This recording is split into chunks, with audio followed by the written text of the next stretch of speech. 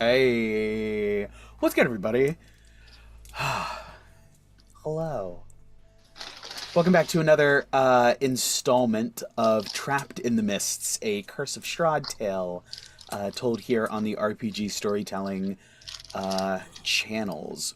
Right now, we're live on 8 p.m. Eastern, Tuesdays, almost every Tuesday, 8 p.m. Eastern Standard Time. Twitch, YouTube. Are we on Moonbeam yet? We are now on Moonbeam. Hey, get yourself some Moonbeam as soon as you can. I hear it's Twitch, but better, is what I'm told. And more so congos. yeah, come join us on Moonbeam. And you shapeshifters, be ready to show us your true colors. But yes, thank you for joining us. It is good to be back. As it is always good to be back here in on on RPG Storytelling. Thank you for everyone who's tuning in live and will tune in live. I see you there. Thank you so much. It's always fun to interact with anyone who wants to come watch us live. I message in the chat as much as I can, as does everybody else. And there's things you can redeem, like I don't know, naming NPCs, making my Castlevania game What We Do in the Shadows. Just completely changed the tone on me. It's fine. I didn't work on this for a very long time. It's fine. But yes, come join us live if you can. If you cannot, as always, please catch up on the VODs on YouTube, RPG Storytelling. If you have any trouble finding any of our socials, rpgstorytelling.com. The website has everything there, including some merch. It's great. Guess who's the legend at the end of the Dragon's Tale? I am! Because I'm the dungeon master. I tell the stories. Of course. Oh, you want to tell a story tonight? Go for it. I'll take the D12. That's fine. I believe that's all of the announcements I have. Sarah, was there anything else that you had on the docket? Let's see. We got Twitch, YouTube, Moonbeam. You can chat with everybody from everywhere. Let's see. You got the website, rpgstorytelling.com, where you can find all the information about RPG storytelling and our flagship product, Myths of Gaia, which we usually stream on the first Saturday of each month. We missed January just because of issues, but we should be back the first Saturday of February. I'm issues, by the way. Yep, there's issues. Well, you and I had surgery, so there's two issues. But yeah, for the most part, we are all doing good. We're still working on trying to get some official character art for our Trapped in the Mist games for our characters. So, so once the players get me their information, I'll be able to send that off to the artist, so we can start getting some artwork created. That's about it for me. Yes, keep your eyes open. There may be some new products with these with this new art. Maybe some dice, maybe some boxes, maybe some rolling trays, maybe some stackable all-in-one everythings. Who can say? But yeah, rpgstorytelling.com. Stay there. Stay frosty. I want that to be the official catchphrase of RPG Storytelling. Stay there. Stay frosty. Unfortunately, it's already I am the legend beyond the dragon's tail. That's our motto. I cast Frostbite. But yeah. Unless there's any other announcements, I think it's about time that we slip back into the mists as they pull on our souls once again, just right in that, just in the small of the back where you can never quite scratch it without like someone to help or some sort of tool where you just can't reach it with your arms, and it grabs you there and pulls you back in, and you find yourself back in Barovia, the land with no sun, and whose skies are always overcast with the thick clouds of the mists. As it is now, so has it been for decades, centuries passing as has each before it. The people here are born, they live, struggling against their oppressors, and they die. Some are even unlucky enough to find that they live through another turn of the cycle, when the mists and the shadowy creatures that inhabit them deem it time to wake the Count from his slumber and capture souls from beyond their borders, to entertain and torture the denizens here. And this is where our story continues. Sarah. All right. So last session, we picked up with our brave adventurers battling the... let's see, what's a good way to describe her? The atrocious and despicable Vasalisa and her swamp dragon and her floating skull and her walking hut, which happens to have a few secrets inside it as well, to the death. Some of our characters fell, they were revived. Loud. Ooh, forgetting your wrapper there, Ned. Sorry. So some of our adventurers fell, but were revived. But we did manage to get our Gawain up into the skull with Vasalisa through a nice little handy-dandy vortex warp. Unfortunately, he found more pain than he was able to deal out, but we'll get to more of that later. But at the same time, Vasalisa decided to use a little bit of trickery and did some invisible jumping of her own, and decided to jump up into the skull along with Gawain and Vasalisa, but completely invisible, so they didn't know that she was there.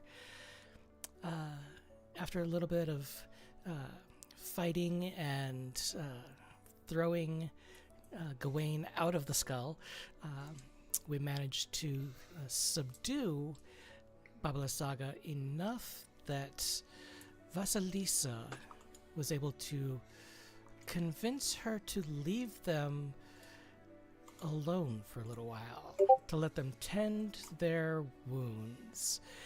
And in the meantime, Vasalisa convinced Vasalisa to take herself and her hut over to what is known as the Golthias tree, which we'll find out more about here very shortly. And then, as we closed the session, we find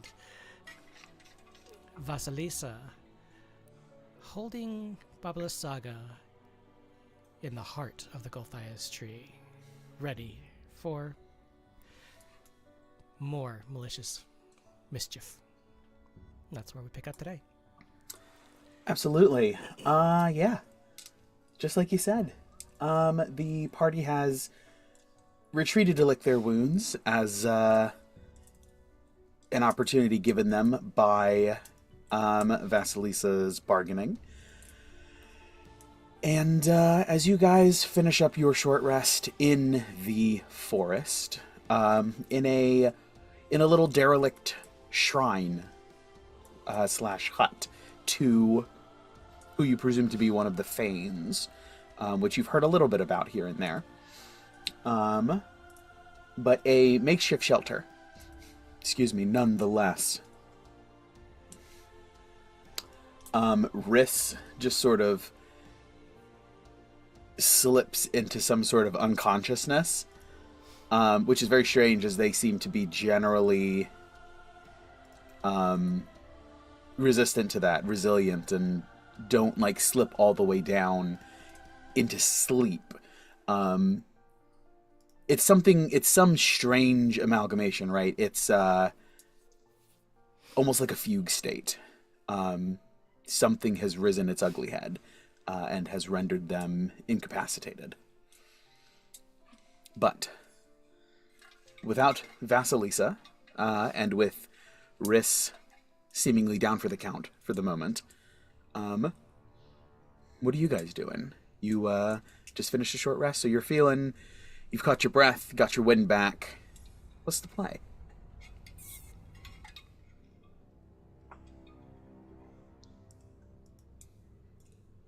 Before anything, where are the druids in all this? The druids have not left the main battle. This siege seems like it's continuing. So the druids are not pursuing you. They are not in the forest. They seem to have pulled back to a much smaller perimeter. But they're fighting the scarecrows, or what are they like? Yes. Whoop out. Okay. Yes, they are occupied by the scarecrows, which is the small army that Vasalisa has brought against this outpost. All right. Two things. Can you give me numbers and who's winning?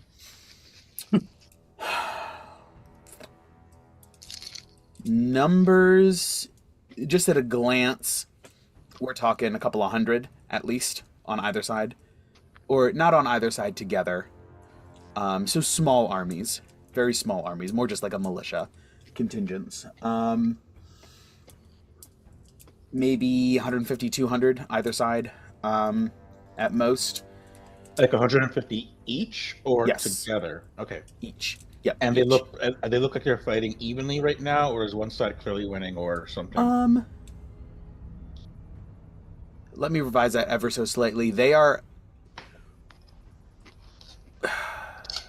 Babalasaga's pushing in ever so slightly. Very slow advance. Because I'm going to revise the numbers. There are more scarecrows than there are druids. However, the druids seem to be stronger and more hardy. But they seem to be slipping and succumbing to the numbers of the hordes of the scarecrows. And do these look like the same exact kind of scarecrows we fought before? Yes. For the most part, they are not very strong. A couple of hits and they go down. Like a cantrip, or like a cantrip or two cantrips normally? Several cantrips. Okay. All right, thank you. Mm-hmm. And obviously, it would be really awkward if we had this conversation after an hour of just like staring at each other for our short rest. So I'm assuming this is more likely happening during the short rest. Yes. You guys swap and debrief a little bit on what the situation of the battlefield is, bringing everybody up to date. Okay. Oh, during the short rest, could I have mended Cesar? Yes, that's fine. So you can bring Cesar all the way back to full. Was he zeroed out? When I slid over to Cesar, it said 20 out of 31. Okay, yeah, no. As long as he wasn't reduced to 0, you can mend him back to full.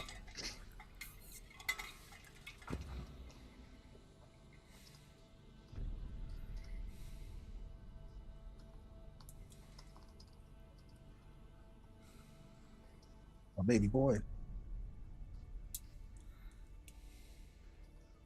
Okay. If I was going to say anything, then I guess I will. Well, that didn't go as planned at all. No. That flying skull proved too much of a barrier. I couldn't get a good shot off. I'm sorry, everyone. You actually got several good shots on. You're basically the one who did the majority of the damage. No need to apologize. This isn't all on you.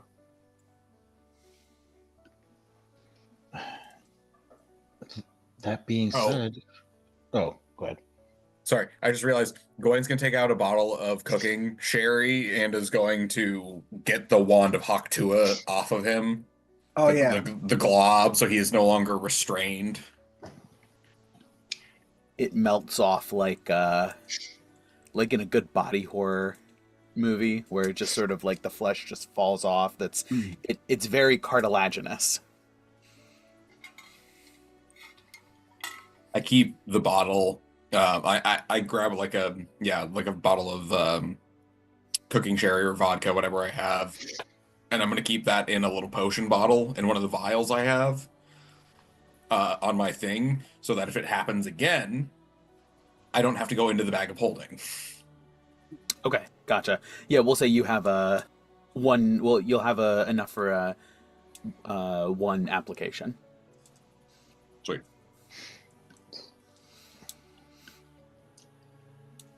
Yeah, that went unexpected.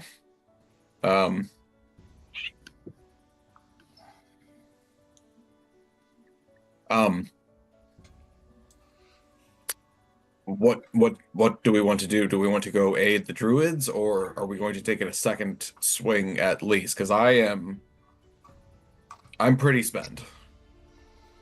I am too, but your first point makes the most sense. The only reason we're alive right now is because... Hold on. Ivor saw Vasalisa, right? Mm-hmm. Okay. I The only think reason so, we're yeah. alive right now is because somehow Vasalisa convinced Vasalisa to leave us alone. But if our goal really is to defeat her, then we're gonna need a little bit more assistance. I think if we can convince the druids to join us, then they might offer that assistance. We already have a common enemy, so if we can help them out in their current situation, maybe they'll be more willing to join us for this.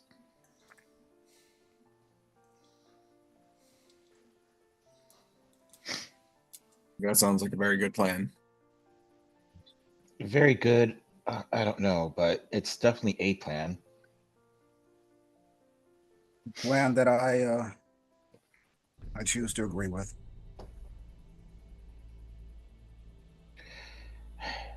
Now, from the last time I saw, it looks like the druids are holding on, but slightly losing the edge. But I think we could engage from a longer distance as we approach and thin out the numbers at least. Hmm. Give me Any way one- we can help.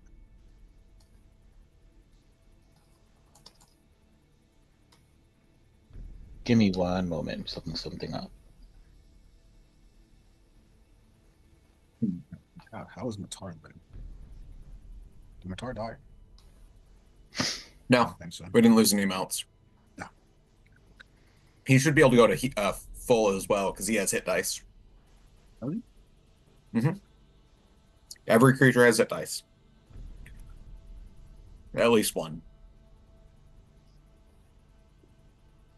Hey, can you use smites work with oh no, it's only melee weapons. Never mind.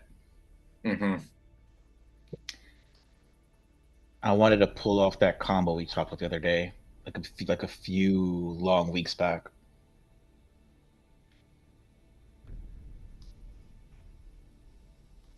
I'll message you directly. That being said,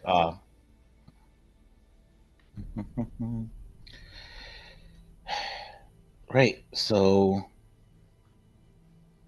unless there's any reason not to, you guys want to try and see what we can do now?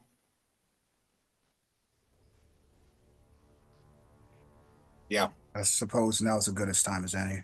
Time is of the essence if they're losing ground.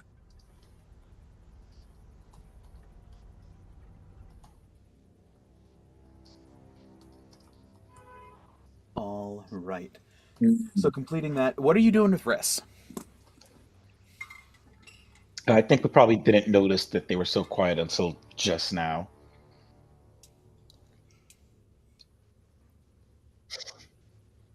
You see Cesar just like trying to hold them up just a little bit. And as we all turn around, would she still be able to like just like lay down on the mount? Someone would have to secure her. Excuse me. Would have to secure them because they are fully unconscious. I got Yeah, it. but I mean, before we get to that, Riss, hello. I'm gonna try shaking them like lightly, not like lightly, not Steven, lightly. Just grab her by the shoulders. Just Can I Shreds do a the neck. medicine? Can I do a medicine check on wrist just to make sure they are not, actively dying of like some poison or disease or? Yeah, go for it. Oh, that'd be interesting.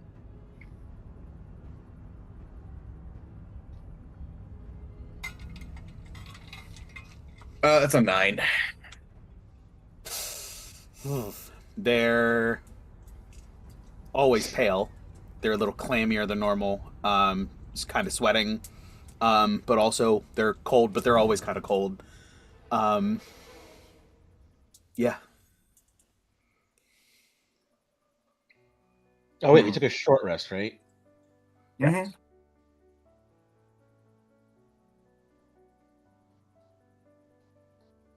Yeah, I don't know. Doesn't that mean you get sorcery points back too? I get it from both. Yeah, so I have my full sorcery points because I use my Sorcerer's Restoration, which does half my level, but also I have the Bloodwell Vow, which gives me 5. Yeah.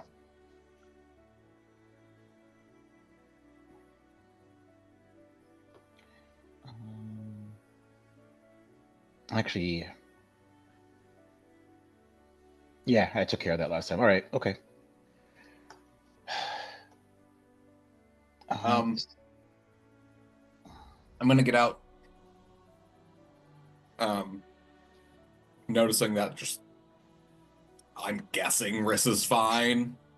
Basically, I'm gonna just take a little rope and try to secure Riss to Canis a little bit. Like more or less bottom half. Going around like legs and Canis, just to keep Riss up top without like confining Riss's arms. Okay. So just for clarification, this is not a Aragorn after he fell off the cliff in Lord of the Rings 2, spoilers. This isn't a Aragorn where he can sort of ride. This is like a fully unconscious person. So if you secure their legs, they're just gonna like slip off the side of the saddle as soon as somebody moves. It's gonna be. It would be. What's the word? I suppose possible, but not feasible to really bring them along with you in that way. Like you would have to secure. They can't be secured in a riding position because they're just gonna fall off the saddle and constantly need to be fixed. Okay. Especially since you guys don't have like saddles of the Cavalier or any magical like bindings into your saddle. We should have kept that wand of Hawkswa. You should. I would have let that one work. That would have been great. Super glue them to the horse. I mean, we'll booze you out later. Not to discourage you and say that you have to leave anyone behind, but that is what I should say is as you're putting them up there, they're constantly falling out, and you get them to balance leaned forward, draped over the saddle, but it's as soon as Canis starts to move, they start to slip off again. At best, they would be dragging on the ground. Okay.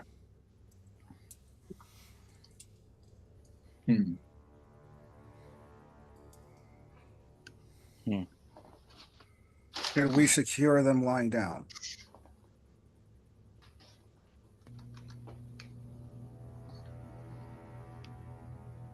You could, if you want to bring them with you, you could probably somebody could ride with Riss in front of them and sort of like hold them with one arm.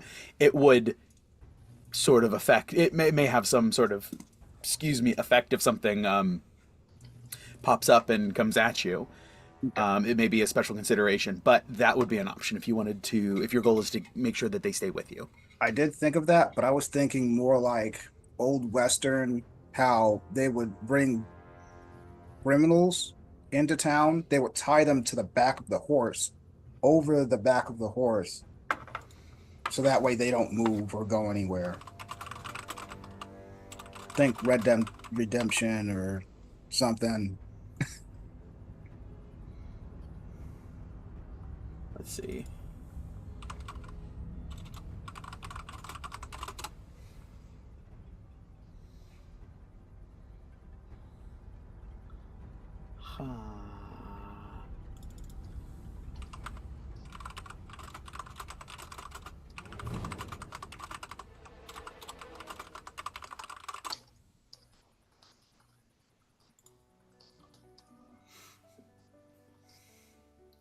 They'll get the job done. It wouldn't be comfortable. I mean, it's effective. Who cares about comfort at this point? You know what else is uncomfortable? Like getting your ass beaten by a fucking hag. But, we went through that too. We're getting eaten by a werewolf if they get left behind. This is Barovia. Who cares about comfort? That's a luxury. Comfort is a luxury. Survival is all there is. Mhm. Okay. Yeah, I mean either. Yeah, wherever you want to put them, we'll deal with situations as they arise. Yeah, so like draped over the back and then tightly secured. That way, no one really has to hold them. Maybe a check or two, Harry, like once in a while, but for the most part, they're secure. If that's okay. All right, but great. I like the risk of secure and everything, but we need an actual plan and quick. How can we get rid of all these scarecrows in the most efficient way possible?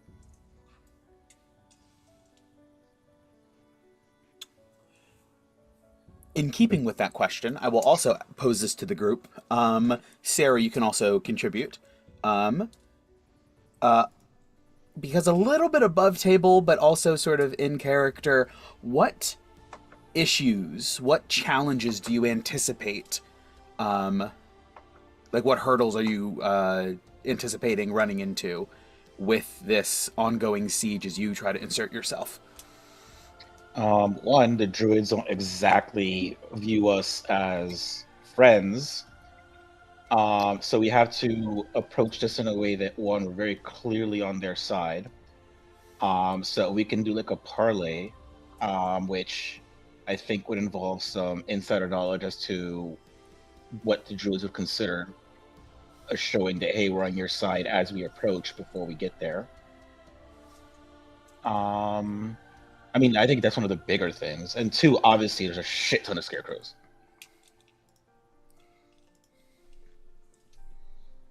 If we could just like multiply my fireball by like many, many times, that would probably solve a lot of issues.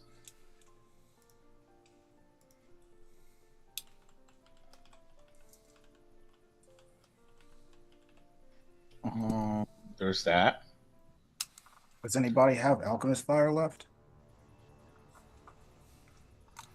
I don't know that Alchemist Fire is this campaign. No, we have alchemist fire in this one because remember The wagon? the wagon that we blew up. Oh yeah, JK, that's right. Yeah, the wagon next to the tower. And say, Esmeralda's wagon. oh yeah, no, I have 8 flasks, Nope, there we go.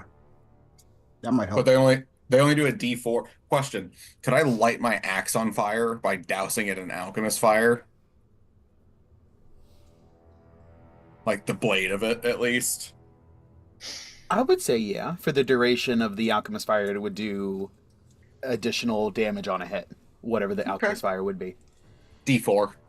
Yeah. Okay. Okay. That's doable. And it makes me a target because they're probably not going to like me. I'll keep them off you.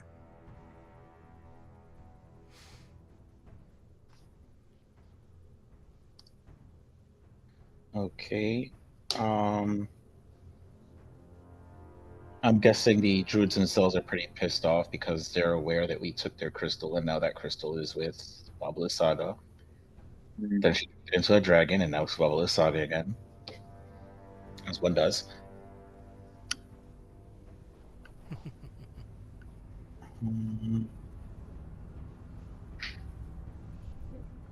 I don't know. The biggest issue I'm seeing is that generally these guys aren't necessarily on our side, and we're going to have to try and convince them to be on our side by one, arriving in the battlefield and actually fighting their enemy, and two, having the opportunity after, if and when that enemy is defeated, not immediately being attacked by them and having them know that, hey, we want to have a conversation first.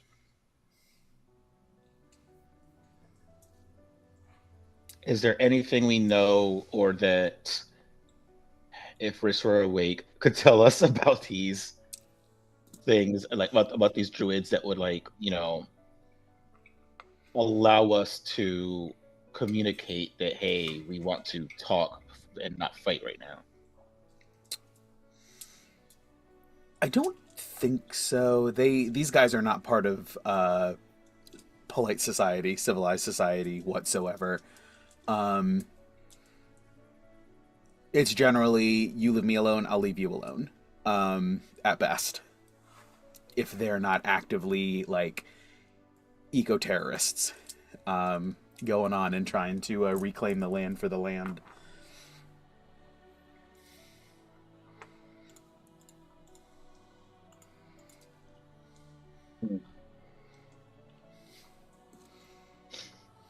Okay. I'm assuming Gawain is like on the other side of Candace, and then Ivor and him cinch them down, and the rest of this conversation is sort of happening on the way. I don't know if we've quite left yet. Okay. I think we should find a good vantage point. I can try to get the spyglass out, get a good look, and then we can figure out where's the best place to where's like the weakest point for us to hit in their line. Because we may, depending on how wide of a battlefield we're talking, we may want to hit them from the rear, or we may want to come in from the sides to break through that and give their line a break. Very true. So, although I think presentation-wise, we may want to go with attacking from the rear, as it will be a grander spectacle for them to behold as we attempt to make them our allies. Yes, because at that vantage point, they would see us fire upon their enemy. Exactly. Sure, but it also means anything they're firing, if they still don't think of us as a friend, will just be advantageous for them to attack two enemies at once.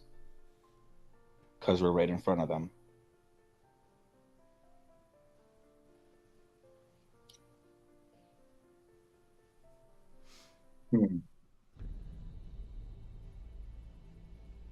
Okay. I have a weird question for the DM. Go for it. Gawain and Sunflower hung out on a pretty regular basis. Would I know the druidic word for friend? Now, you got to be careful how you rule this. He was only a druid for 2 seconds. He was mostly a ranger. That's That's true. true. He was only a Oh, druid that's- for a moment. That's true. I mean, the last moment he was a druid, but he disappeared very quickly after becoming Mhm. one. That's true. I'm gonna say roll a d20. Yeah, that's fair. Meh. Damn, it's cocked. 7. Nah, didn't come up. He didn't talk a lot of. He spoke a lot of languages. It's unclear exactly what was going on. If half of them were actual languages or not, or if he was just mumbling. As far as we know, do these druids partake? No idea. Would that be cannibalism? No. This would be No, Can of something. Can of something, but not bullism. Cannabisism. this would be the greatest use of skywrite ever. Just use weed smoke to make clouds that just say "We come in peace."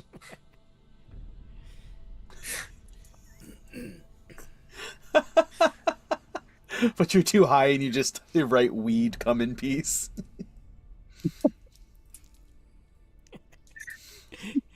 Amazing.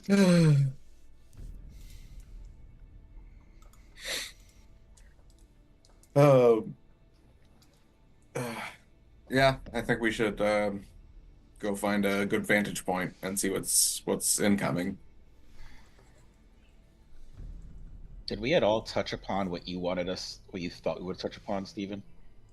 You guys hit the highlights of what I was expecting.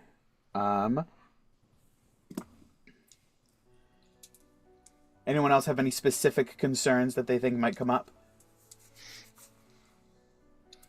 Ivor or Hey, Ivor. Vasalisa? Hey, Ivor, do you have any way of very quickly making a very large amount of oil? I don't think I have my infinite flask yet. I think that's next level.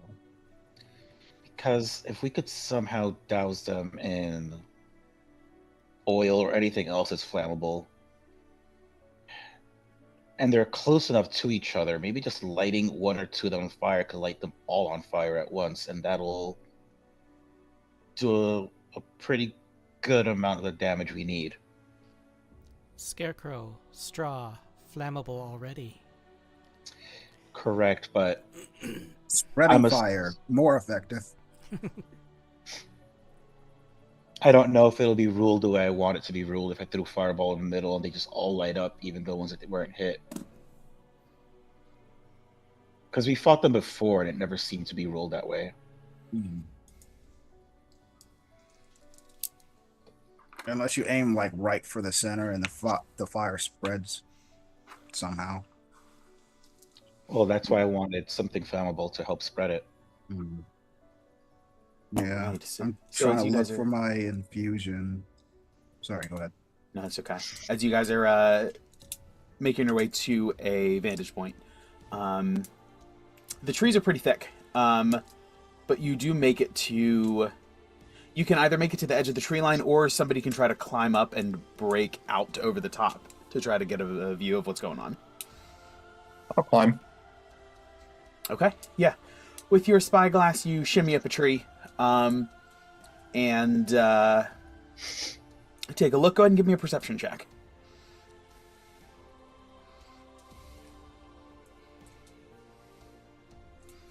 So, as you begin to look around and start to strategize, we are going to start a skill challenge that begins with scoping out the battlefield. This round, you guys are gathering information and formulating a final plan of attack and direction in. So, what was that perception? We'll just start with Gawain and go around the horn. Dirty 20. Dirty 20. As you look, you see... Excuse me. The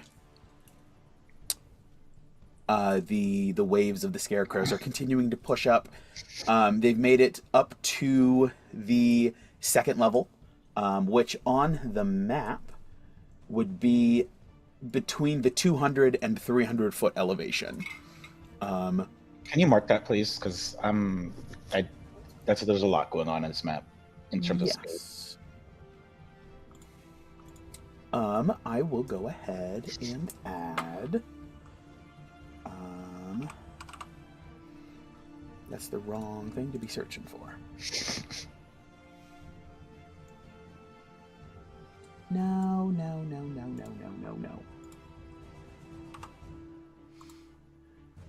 So, just for reference, I'll add Vasalisa token here, just so you know that that's where the tail end of her forces are. The fight is between all the way up the next two tiers. They haven't yet reached the inner sanctum above the 400 line, the 400 foot elevation line. But the rear is being brought up by this hut, which has not left the battlefield, but it has left you alone. As the final scarecrows that are around it and the occasional spell blasts out from its from the somewhere within the structure. The hut is up on the second. It has managed to make it up onto that first tier, and seems to have broken through. Hey, where's the hut exactly?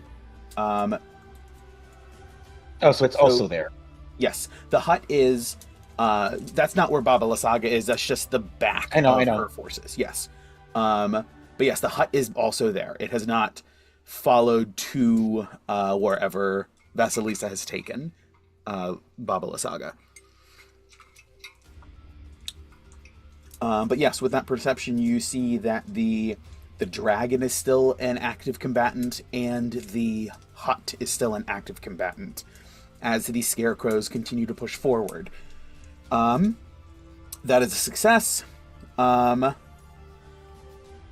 Ned, what are you doing as Is Gawain Gawain scoping this out and shouts this down to you? okay? I just want an actual concept of what we're seeing because, so yes, I know the house, the hut, and the dragon are somewhat in this area as well as some of the scarecrows. What space are they filling? Are they filling this entire ring, or are they just literally just all on this spot? No, just a portion of this. They're not all the way around the hill. Where are the druids in all this? The druids are focused in sort of like a. It's. They're swarming in from the sides and descending, so they're sort of like funneling down to meet the tip of the spear. Sure. What I meant is like, are the druids like up here? Are they over here? Are they all over here? Like, I want an actual spatial. Okay, there Understand. are some up here. Got it. And they're not off the hill. They're focused on the hill. So inside these little arrow rings for sure. So they're at the top of the hill. That's kind of I'm trying to understand. Yes, there's some at the top, a majority in the middle, and then there's some that have made it down into the down into that space where the token is, but not many. Most of them are focused up in this area here. Okay, and they're so basically for the most part, let me just do this. Pretty much the druids are in this area, and Yes. Valisaga's bullshit is somewhere like this. Something like that. Is that I'm just trying to get like a good image of like where the sides are. That so is that like somewhat like right? Yeah, that's close enough. Thank you. Okay.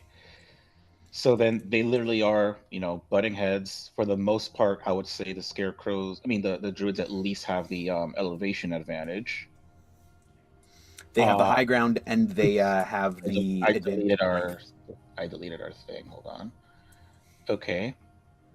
So what I would like to do with my turn, I'd like to try and make an Arcana check. Nedro's been thinking really hard about like how best we could use the abilities that we have to create fire, knowing that the scarecrows are weak to fire. The house wasn't, correct? Correct. And the dragon was also not. okay. All right, but okay, whatever. Taking out the scarecrows would be helpful anyway. He wants to make an Arcana check to figure out if, like, what he knows about the scarecrows and how easily they light up on fire, and his abilities to use fire, and potentially anyone else's that's in the party. If there's a way to utilize information to get rid of as many scarecrows in one fell swoop as possible. And utilizing any equipment that we may or may not have, and by may not, I mean definitely have, because if it's may not, then we can't do shit, that we may have on our person.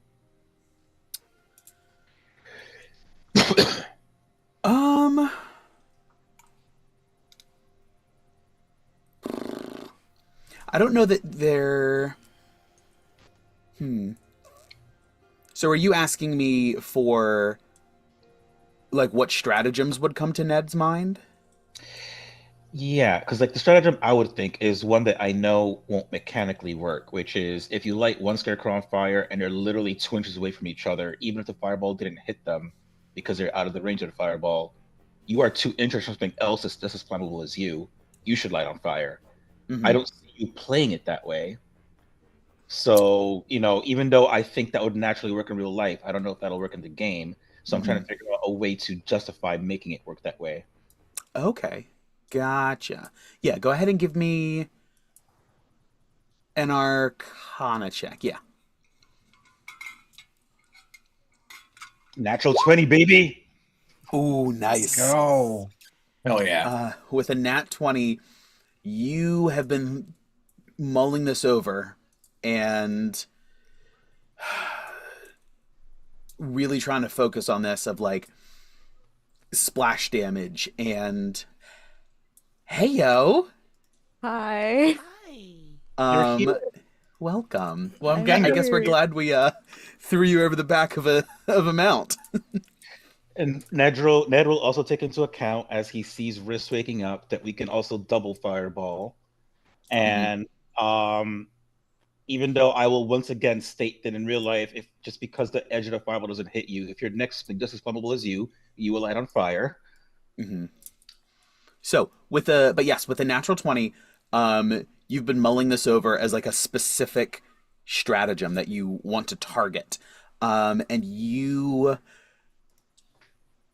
come up with it's duct tape and super glue equivalent for magic, but you think there's a very real chance that we might be able to add some sort of splash effect here, given just the right circumstances, in just the right situation. So, AKA, as we continue the skill challenge, if you roll well, it'll happen.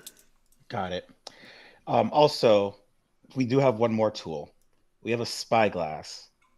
If Gawain puts a light on it and he shines it right on the scarecrows, he could make a laser to light them all on fire, right? I do have a magnifying glass Fucking laser beam. and the light cantrip. So I mean,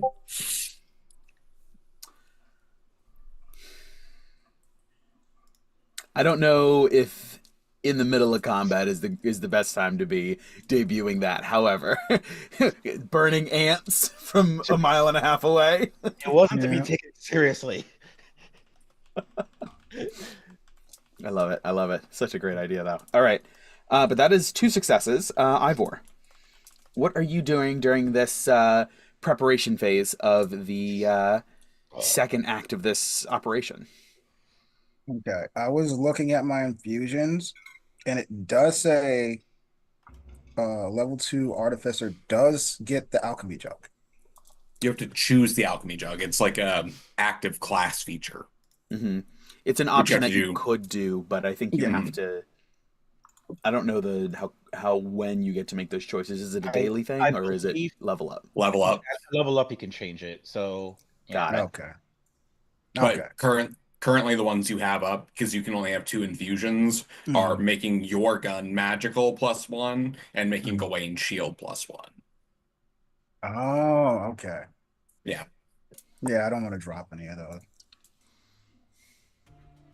which you But can't next, again because you're not leveling up actively right now. So Correct. Yeah. it's a moot point. Yeah, good point.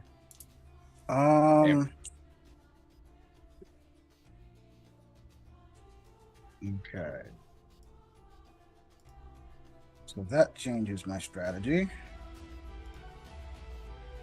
You can change the infusions after a long rest, but you have upon a level up you pick which ones that you have access to. Okay. It's like the Okay, options that makes you already, more sense. the options you already chose. You have those options, and you can change them at a long rest. But Correct. changing those options specifically is a level up kind of thing. Yes. So your infusions are Oh wait, why does it say that I have a bag of the infusions that you can pick from are Bag of Holding, Spell Rot Tattoo, Enhanced Weapon, Enhanced Defense. From that list, you've picked for today Enhanced Weapon and Enhanced Defense, and those are the ones that you have been keeping with. If you wanted to swap one of those out for a Bag of Holding, or the Spell Rot Tattoo, you can do that on a long rest, and then on a level up, you may get another option. Option 2, we long rest. He gets the bag of holding. We put the bag of holding inside the puzzle box of holding, create a bomb, and just screw it over. Do you think can these druids last 8 hours? Do we think? Jesus Christ.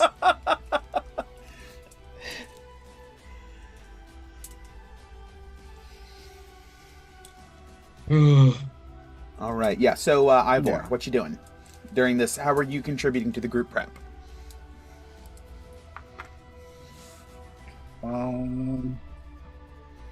Okay, so Perception and Arcana already got handled. Mm-hmm.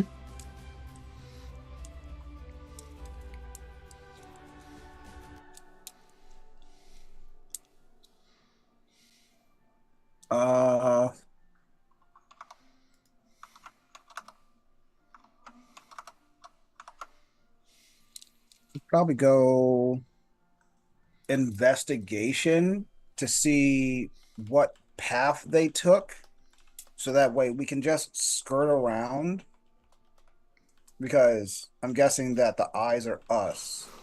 Yes, I mean that's where I had put you guys for the battle. You guys are somewhere in the tree line. Gawain's poking out over the top, looking around.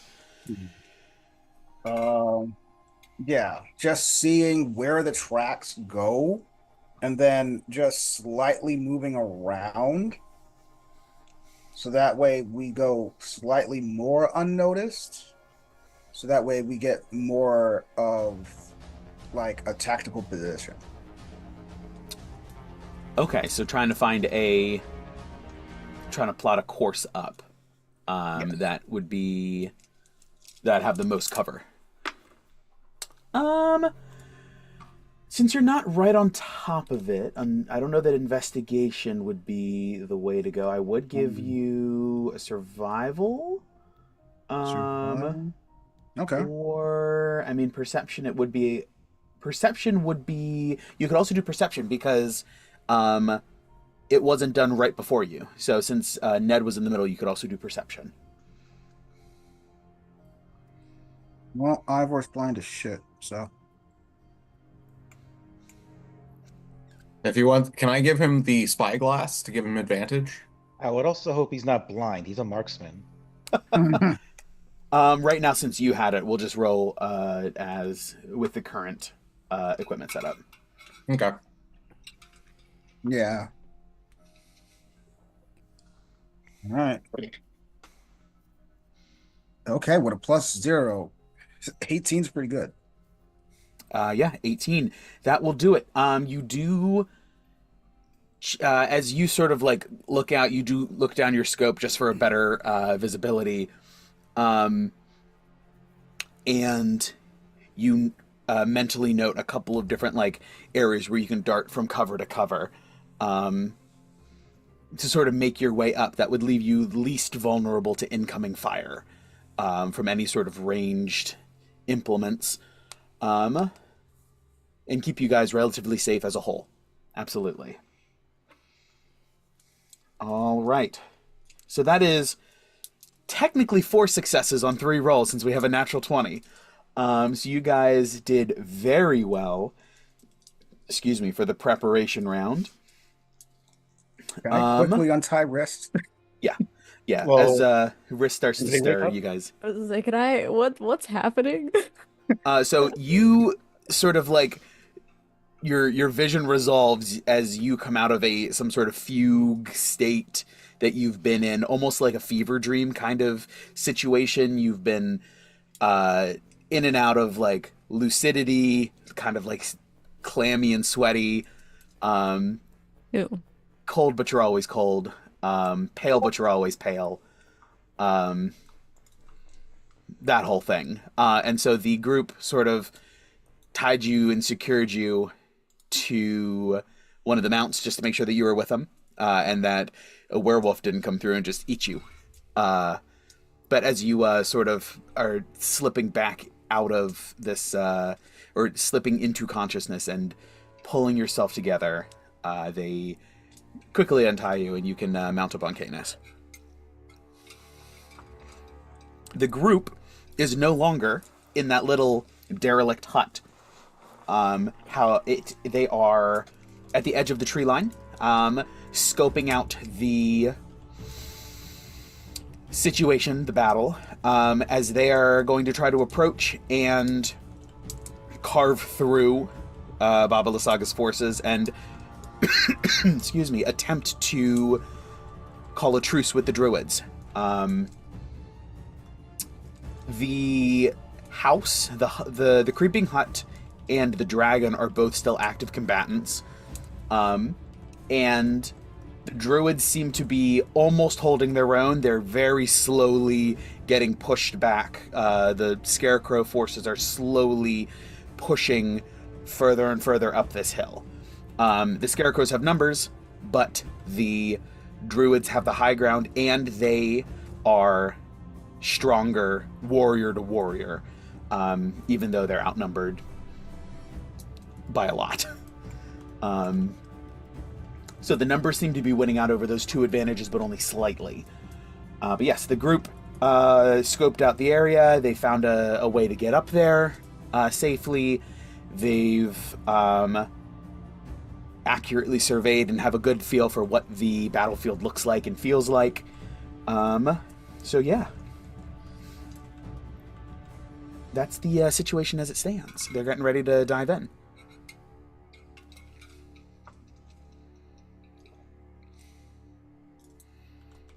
Okay. All right.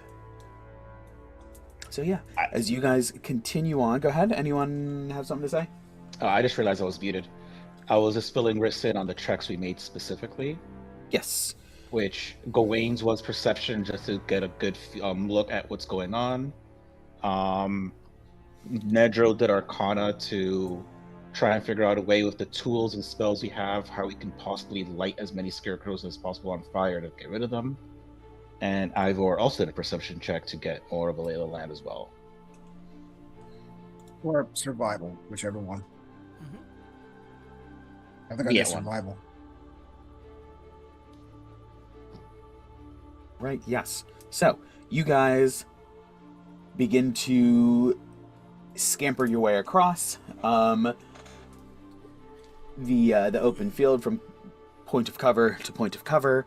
And there is a good bit. You guys are not small, as you all have mounts, but there is the field is ripped up and littered with boulder-sized chunks of earth as the house has just been hurling them constantly. Every couple of seconds, another boulder gets flung and provides a good bit of like point-to-point cover as you guys sort of scamper across mount by mount. You guys maintain as close as you would like to be. You don't have to be any further than maybe 20 feet at any point in time, at most, as you guys, because the cover isn't big enough for everyone to hide behind all at once, but there are multiple little bits here and there. Mm-hmm. You guys approach. What's the play? Are you guys trying to sneak up past the house? How are you taking this? Because there are still some active combatants that, if things don't go perfectly, we might slip back into combat again. Really dumb question. Does this house have eyes? The windows up top.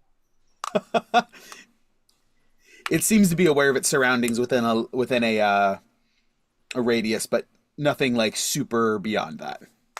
Right, but a radius where? Like in front of it, like all around? All around. It seems to have some sort of like... So it's like the Hugo clan. Peripheral awareness. What's that? Mm-hmm. The Hugo clan from Naruto. That 359 vision, man. Except hopefully better written, because that whole series went downhill as it continued. But that's not the point of this. Got it. So the way to approach it is not from behind, because there's no behind for it. Is there an open window? There are here and there, but from this distance, it's going to be hard to get right in there.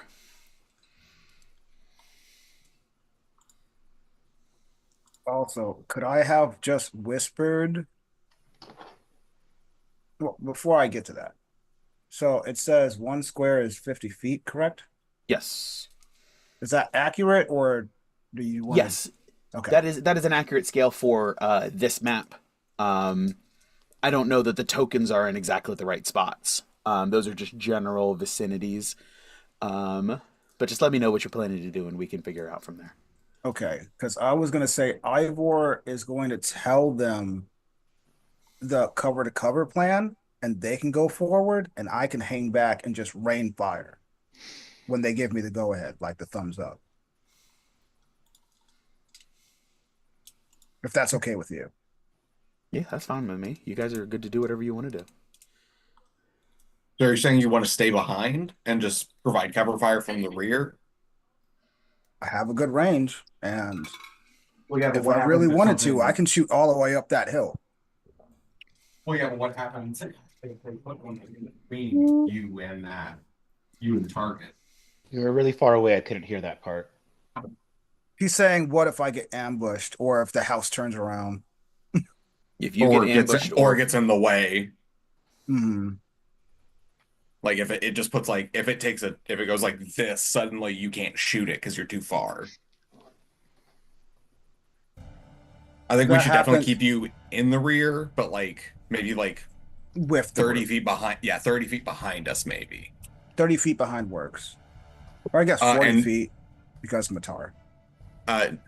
DM, I'm going to, so that Cesar can keep up with us as we're doing this, I'm going to reduce his density Okay. and just hold concentration on that as we are moving. And I don't know who looks the worst at this point. I don't know if Riss took the short rest. Yes. We also took a short rest. Yeah, we did. Yeah, I'm decently How- healed. How is everyone looking? Mhm. I'm at 100%. I am missing 4 hit points, but I don't want those 4 hit point back. Leave me alone. Okay. I'm a Listen, I max. need to be slightly damaged to do my shit. So Yeah. We mean mentally fair. damaged. You're always no. Note to self for Strahd: heal wrist first. That's an interesting strategy. Every bonus action is just feeding a potion. That's a bold strategy, Cotton. it's Let's see what bold of Coach you to can assume you could out heal the damage that you will be doing.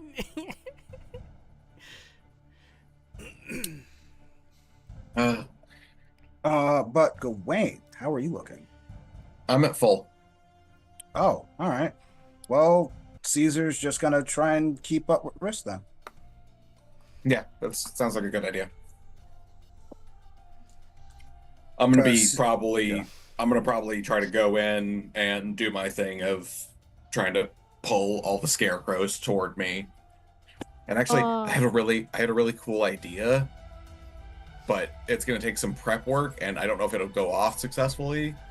But basically, go in there, do my center of attention thing, literally have the like as they all run in, use my turn to just disengage, run the fuck out of there, and have someone throw a fireball. Or 2 people throw a fireball if Risk can still cast it. Yeah, I can throw a fireball. I'm decent on spell slots. I use quite a few. I got But I some have back some left. because of my arcane recovery. But we did spend quite a few in that fight.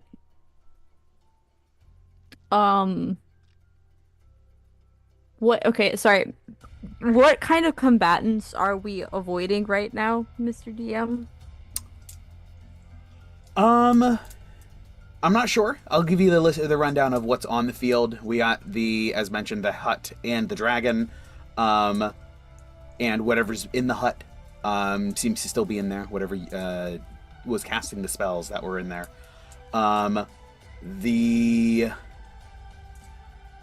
The main body of Vasalaga's forces are scarecrows that you have encountered before. You know that they are relatively easy to put down. They are susceptible to fire and being set on fire. And they are presumably easy to make, which is why there's so many of them. The other thing that you see is that these druids are not all the druidic creatures that you have fought in the past. Some seem to be much more battle rage. Some seem to be much more dexterous and pinpoint accuracy. There seem to be a couple of different combatants here on the druid side, which we'll use as a umbrella term for these forces.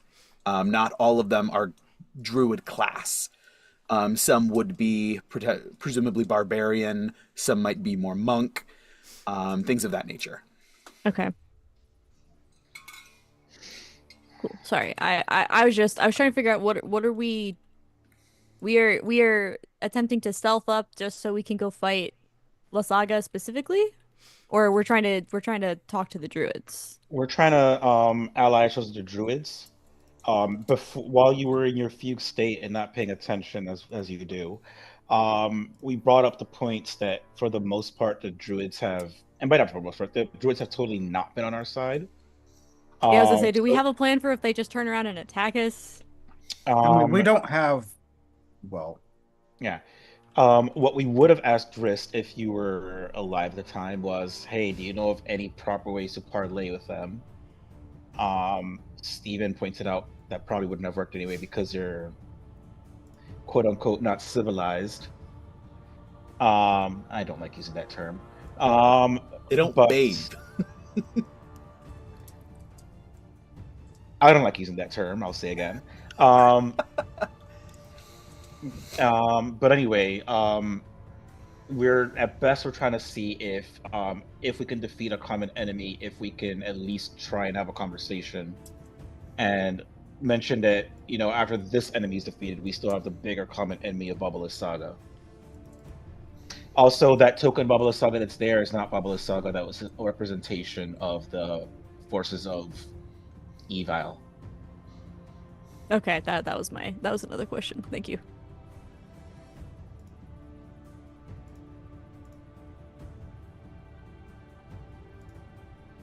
Okay, I believe all of my questions have been answered. All right. So, yes, you guys are then approaching? Question mark? Is that the play? Stealthily, for sure. Okay. So, round 2 will be the goal to avoid detection. So, less, I want to roll stealth, and more, what are you doing? Everyone is moving stealthfully. How are you guys specifically going to minimize your footprint, minimize your impact, and keep yourselves from being perceived? We'll start off same order. Gawain, how are you stealthily moving through?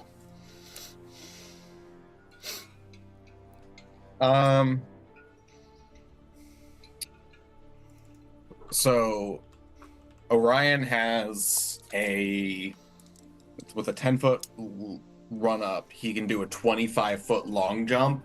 So he is just like, and just going from like diagonal to diagonal, from tree to tree, and is basically not leaving as many footprints because he's just leaping and bounding. I like it. It also minimizes your opportunity to disrupt something. So go ahead and give me an athletics check. We'll just use... For this, we'll just use your athletics, just to make it easy. Okay.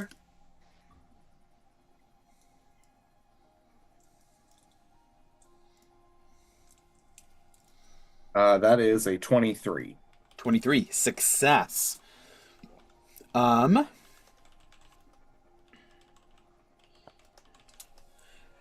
As you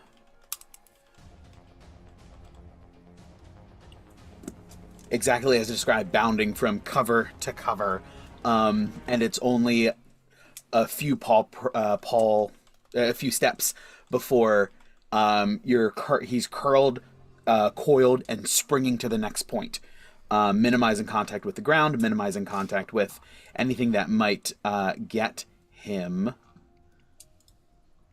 might ruin the stealth. Oh, that's fun. I like it. I like it a lot. Purely just Hey, for wait, do our expansion. mounts get short rest too? Yes. Oh shit. My puppy. Yes, please do. I Okay, feel like so someone healed. Oh no. Okay. Ares has D10s for hit die, I guess. Yes, whatever the your hit dice formula for your mounts is whatever the rollable health is. If it's 4d10 plus something, it would be you have 4d10s that you can use as your hit dice. Okay. That is That was not. a That 1. was the wrong roll. Hold on. It was. It's 2d10. I'm gonna use out of the 3d10. Fuck it. This is. Yeah, this should be fine. I had to use all 3 of mine because I rolled like dog shit. 13. See what you did there. All right. Yes. Those of you who have not healed up your mounts, go ahead and do so. Did Matar you're muted, buddy. Thank you. I wasn't able to find Matar's hit points. I mean, yeah. He's got 3d10 plus 3. Yeah, So yeah, he has so basically a hit dice is 1d10 plus 1. Okay, so okay.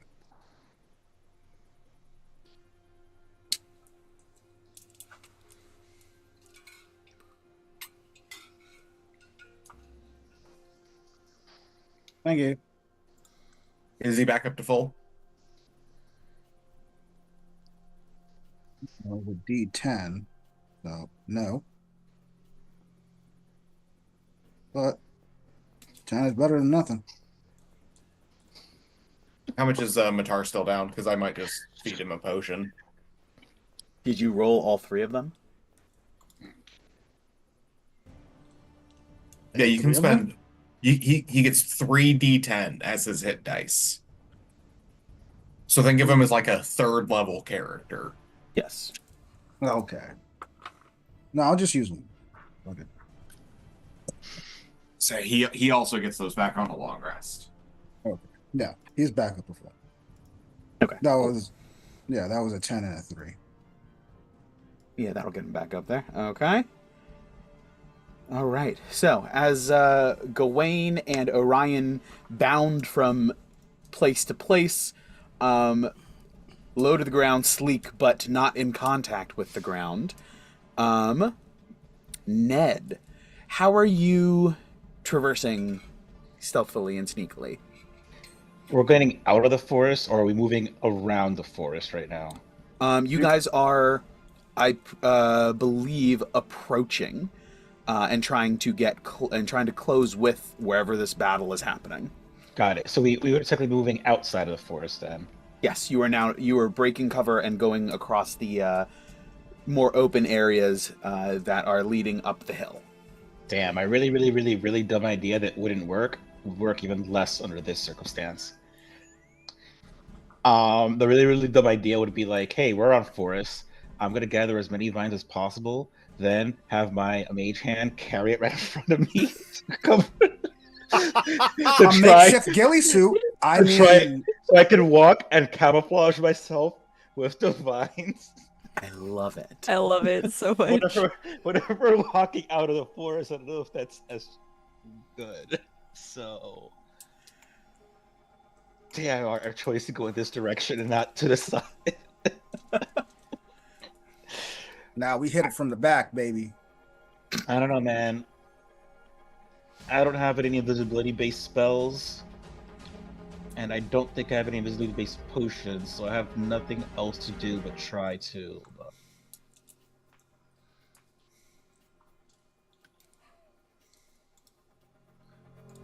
Oh shit, I have a shield scroll. Okay, but... I'm gonna have to make so many of those next time we have downtime. All right. Yeah, I am not sure what I can do other than just do a really basic stealth and just try approaching as quietly as possible. Okay, yeah. I'll say go ahead and roll stealth. Would it be mine or... Actually, mine is better. Yeah, we'll just go. We'll just Somehow. go for this. We'll just go with your PC character sheet for any rolls that we're doing. Boy, this is not going to work out well for me. No, it did not. I got a 6. Ooh. Oof. So, it's not great. There's some noise. You don't get caught in the open by anything just yet. However, there is some noise that kicks up as you're moving. Excuse me.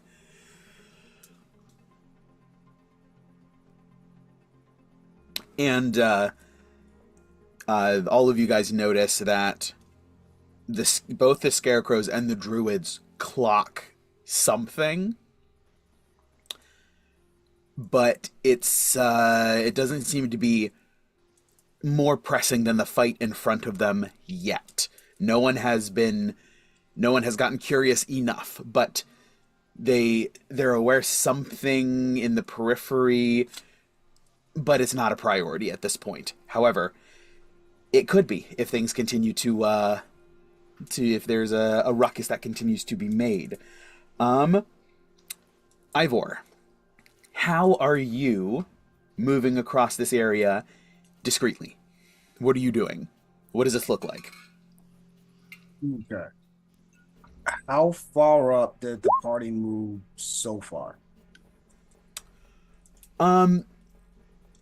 You guys are approaching. It's the. What angle are you taking here with that question? Just because I don't have like a number figure in mind. Okay. Because that's yeah. Yeah, this grid is very good. I would, if you're keeping the house there, I would probably stop at where the eyeballs are. Actually, one spot to the right. That's fine. The grid is more just for reference. Yeah. You guys are approaching, and the goal is to try to deal with the scarecrows that are around the house. I think initially that's like step one of the most nearby enemies. So the rest of the party is pushing further up the hill. Again, if you want to stay back and hang out on your own, that's entirely your prerogative. Okay. I just know that it's come up in conversation earlier today. Yeah. But Or like tonight. right about here. Like this square. Okay, I don't so know if you're zoomed in enough. I am. So, That's back at the tree line. You guys have already broken the tree line, and you're going across the plains so up here? the hill. You Would that guys be are better? Where are we? the We're so you guys are getting a little bit bogged down on the grid. It's not. This isn't a Mhm. battle map. The Yeah. distances are super loose. Okay. It's more theater of the mind. I just have a map out here so you know this is the area. But as a whole, you guys are advancing and pushing in toward the enemy. If you want to back out and stay on the edge, that's fine.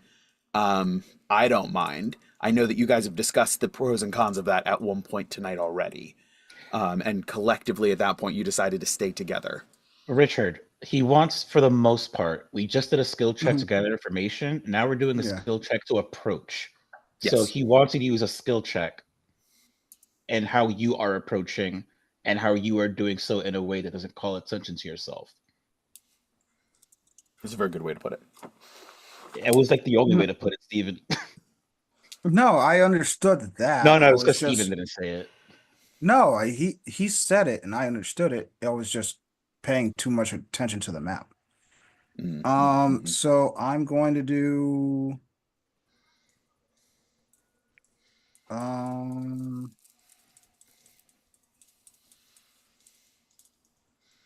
you know what? Ned, can I steal your idea? My idea was nothing, so sure. I didn't have one. Oh, with the Mage Hand Ghillie suit? Yeah, the I mean, ghillie you suit. I mean, if you could try, you could make that work. I just thought that if we're out of a forest, it wouldn't. Yeah, go for it. Give me an Arcana. Give me a spell attack roll. Spell attack roll. So it would be your intelligence plus your proficiency bonus. But under your spells tab, it should have it there. Spell attack. So an Arcana check. If that includes the mechanically, if somebody else wants to do Arcana for something else, it won't count as that. But if that's the correct modifier, then sure. I think it is. Nat 20. Natural 20.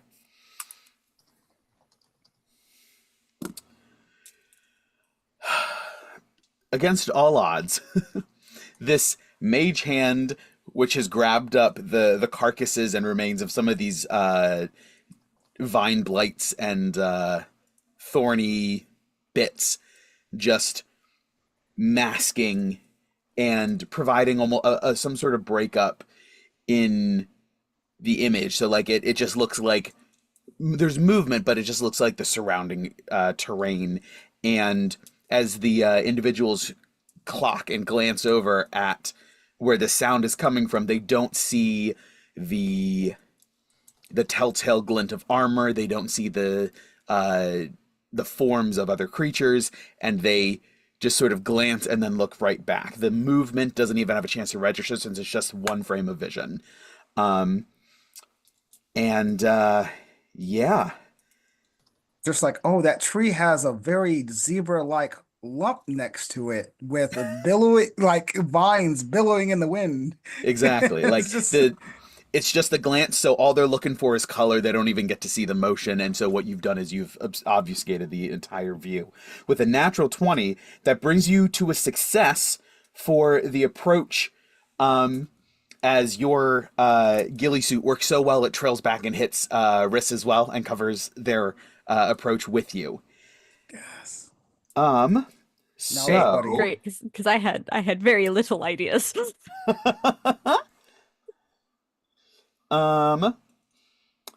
That brings us to the top of the next round. Riss, go and roll me a d4. What if I don't want to? We got to figure out what the complication is for this round of the skill challenge. 3.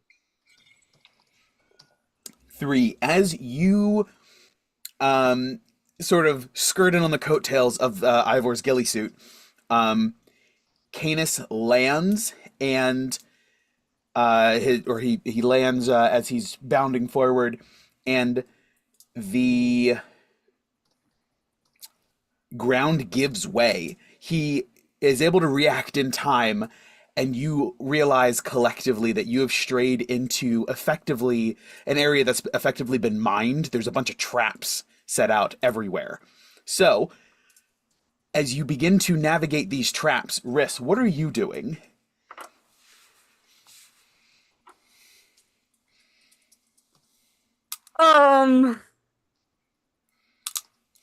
Okay, there are traps everywhere. Yes. You clock that the area looks disturbed, as though traps have been scattered about. At a brief glance, it's unclear exactly what kind of trap is in what location, but you realize that this area is riddled with danger, hidden in the ground.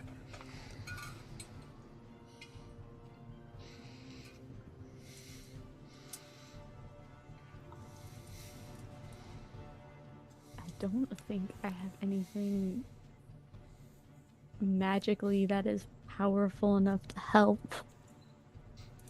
Could I? Okay, I have a question, because I feel like I've done something like this before with one of my cantrips. So I have the cantrip Elementalism, Ooh. which really just allows you to like extreme basic control over the elements, right? Like it's super simple because it's a cantrip, obviously. But I was wondering, is there a way that I could like charge it with a spell slot to make it stronger, and then like attempt to stabilize the ground that we're walking on? Absolutely. I'm going to say you don't even need to charge it with the spell slot. Okay. Because I'm going to have you roll for it. Spells, casting spells, as I think I've ruled in the past, do not qualify for the back-to-back-to-back disadvantage, since it's a different spell. Mm-hmm.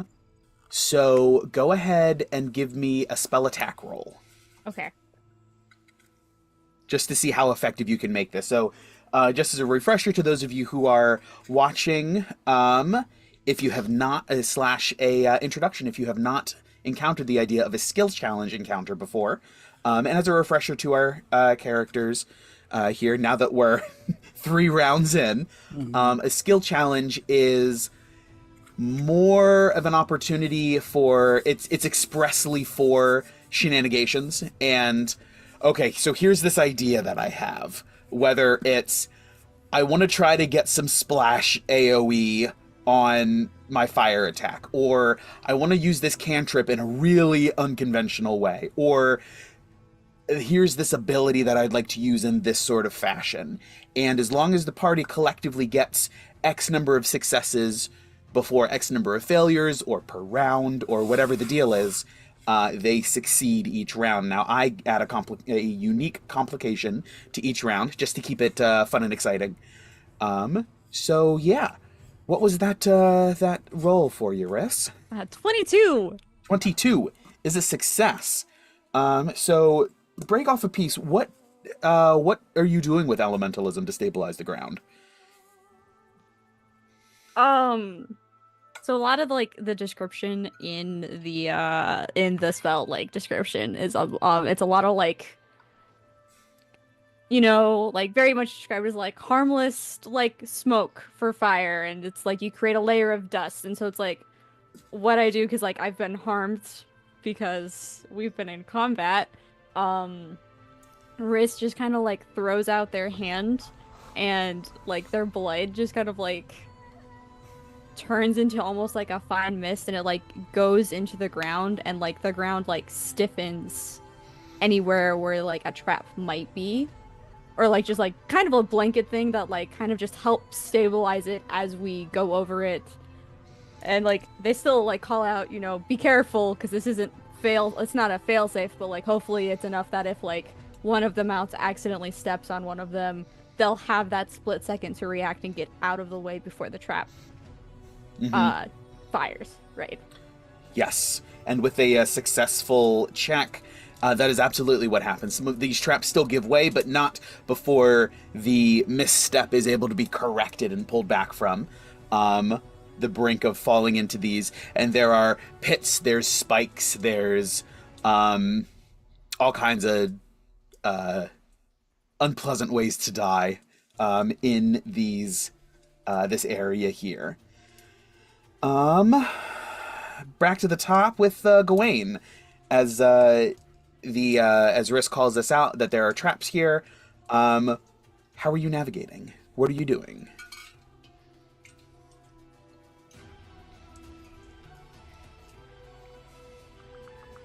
That is a good question.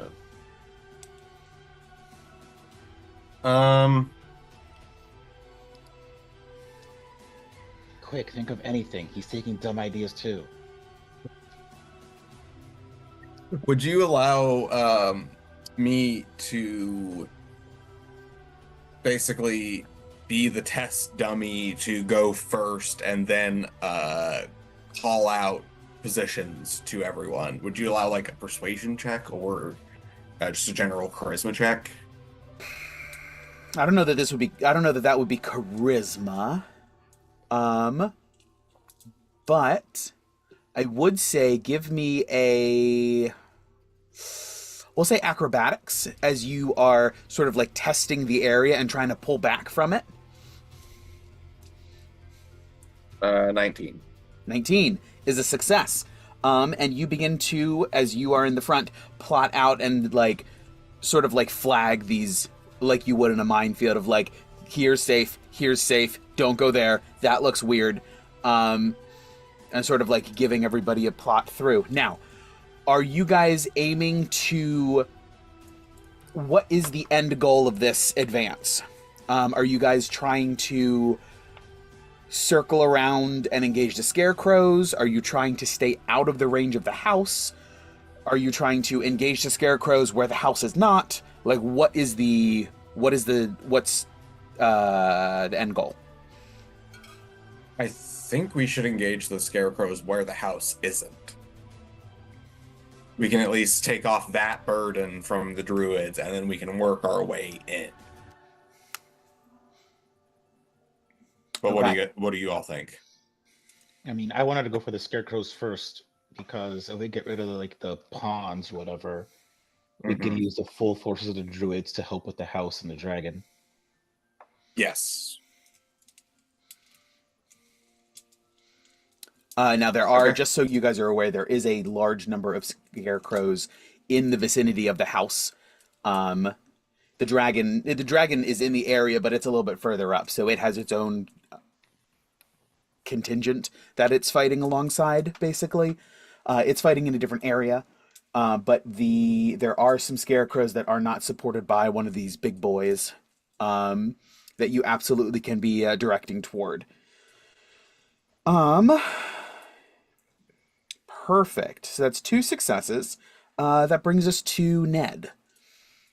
As Riss calls out, hey, there's traps here, and Gawain begins to sweep a path through here. How are you navigating these? What do you want to do to help the group collectively make it through? I, in the spirit of causing more bullshit, because that's all I have right now, My favorite part of skill challenges. would like to use the cantrip Thaumaturgy. And anytime that Ned notices that anything is going to look in the direction of himself or his party, he is going to cause it to make a sound. It's within 30 feet of him, but just a sound in a direction opposite in order to distract whatever's about to look at them. And it'll Okay. be a sound similar to Babalisaga's cackle. Wonderful. I love it. All right, go ahead and give me a spell attack roll.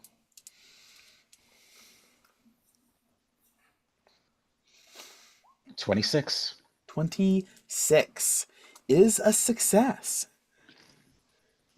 And as Littlething, you do watch as some of the scarecrows sort of like perk up and look in a different direction from where you guys are. Like they recognize it, almost like piques their. Wait a minute. Wait. Oh, she's not there. Okay, let's keep going. And you avoid several individuals looking at you and seeing what's going on. And that brings us to a successful traps navigation. As Ivor, you guys break through the line, this area of traps, and you are well within range of a large section of scarecrows that are currently engaged with a contingent of druidic forces. Primarily, these are melee boys. On the druid side, we got some ragers, we got some monk-looking guys, and they all appear to be like barky skin and like sort of like the outer layers peeling out into leaves. As they are doing well against the scarecrows that are on them, but for every scarecrow or two that they put down, one of them gets a good lick in, and they stagger backward before going at it again. They're fighting a losing battle, but they're fighting valiantly. With the top of the round, what are you doing? So this is less of a combat 2 shots, and more of a we're in combat, but this is a large-scale battle. So feel free to get cinematic with it, and we'll just put a roll with it to figure something out to determine how well you do. Okay. So, do you still want a skill check, or do you just want to know what I'm doing? Just tell me what you're doing, and I will figure out what skill check we're gonna associate with that. Okay. Because I kind of want to do two things. One, just investigation for the traps that were around us that risk disabled, and I want to hold an action just to see where the just to see where the party goes. Because I'm going to hold off an attack until they make a move. That way I can properly aim at the right target, if that's okay. Okay, so you're going to try to be precise with your strikes and time it just right. Yes. And then what was your question about the traps? Just identifying the traps. You said pitfalls and stuff like that. It was various relatively simple low tech traps. Scarecrows aren't very smart. They're not exactly known for their battle cunning, and they're if they only had a brain. If they only had a brain, that is correct. So the let's go ahead and we'll do for timing. Go ahead and give me a. Let me look at his character sheet. We'll look at you, Ivor. Don't forget, you also have that suppressor you made. So you actually have 3 shots per short rest that are completely silent. But deadly. But deadly, yes. Collectively, you guys have broken through. There's not a ton of cover here, and you guys have an opportunity to engage the enemy at a safe distance away from the heavy hitters. So yes, you can. But yes, you can use the. We'll just assume that as you're firing, they are suppressed to the point that it's not gathering extra attention for the immediate purposes of the skill challenge. But for timing your shots, go ahead and give me just a straight.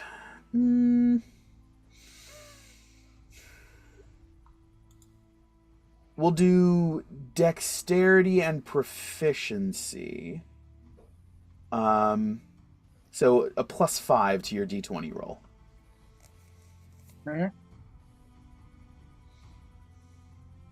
Okay, so actually, since you use intelligence, I'd let you do intelligence and proficiency, so +7. Okay, so 13 plus 7, dirty 20. Dirty 20 is a success. As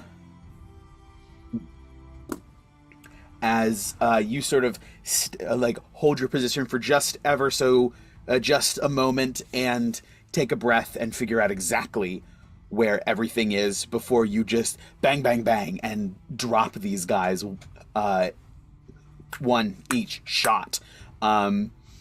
They are not particularly hardy. With a good damage roll, you probably could take them out in one hit. I've seen you do enough damage. And you drop these guys. Some of them may have already been damaged by some of these druids. The druids immediately clock you guys as you are not able to remain in cover at this point as you're engaging. No, he has really good vines. He has really good vines. I'm so brings us to... Yeah, I just put it like right behind my scope, like in the middle. So and they're druids. Yeah, they're druids. So it looks like they think plants can do anything, including shoot guns. So it's fine. So it's basically like from Avatar when they're doing the plant bending, but it's just spitting bullets out. Terrifying. So a whole new mini from Bullet Seed from Pokemon. That's right. All right, on to Riss. You guys are targeting some scarecrows, trying to give some aid to these druids. What you doing? Firebolts? Okay. Absolutely, go for it. Ned has been sort of whispering to you an idea or two that he had earlier about how to twist the magic. In this moment... I'm sorry? I said repeat the idea, but go ahead. So, yes, how to twist the magic to try to get some sort of splash effect from the flames, to leap from creature to creature, if especially because these guys are so flammable. In this moment, you feel like you might be able to pull it off. Go ahead and give me a spell attack for your firebolt. I rolled an 18 on the die. That is going to be a success. I don't want to do math. I'm sorry. That's okay. That's good enough for me. But yes, with a successful spell attack, you do manage to... You almost blend it with another spell, Green Flame Blade, and sort of like twist it and gather bits of it and incorporate it here into this new thing in this moment. You're not sure everything that you're doing. It's almost like someone else is acting through you as you release this, and it's a little bit of Green Flame Blade. It's a little bit of what's the Scorching Ray. It's a little bit of Firebolt, and you blast through several of these skeletons who just go up in flame and begin to make burning tree noises that we all know so well from Lord of the Rings, and scatter noises. Scatter across the battlefield, breaking ranks. This contingent is not looking great. These druids have seemingly out of the blue gained the upper hand, with you guys routing the enemy from behind.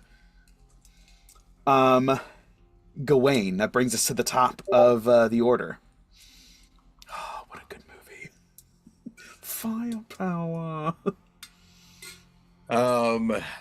Okay.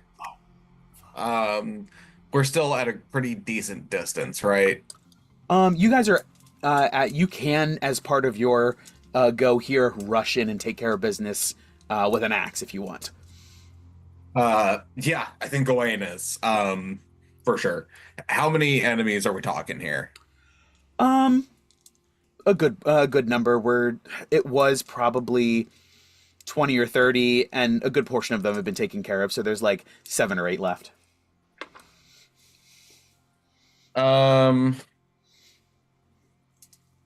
Okay. Sorry, just double checking something.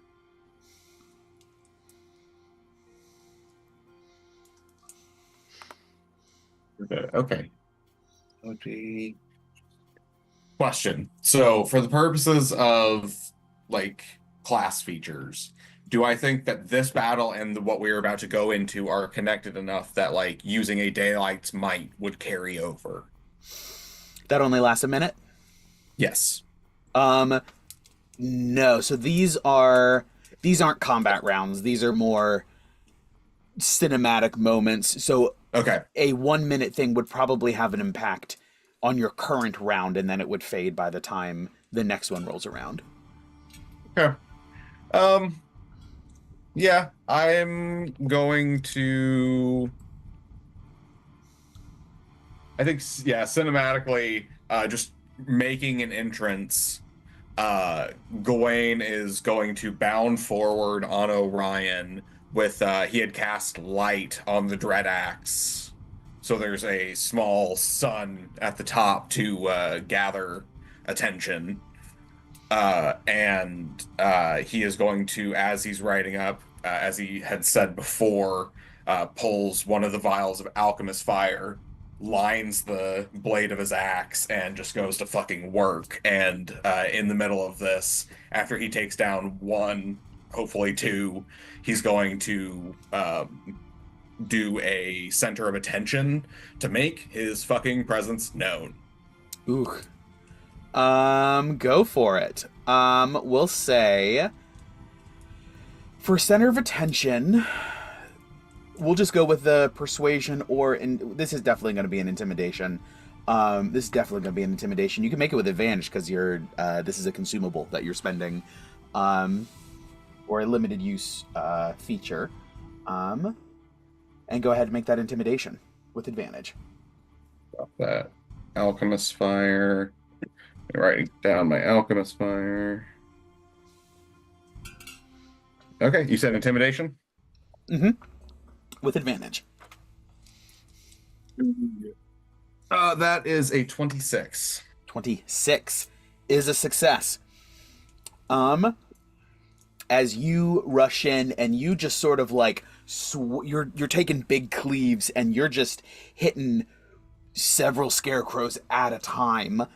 And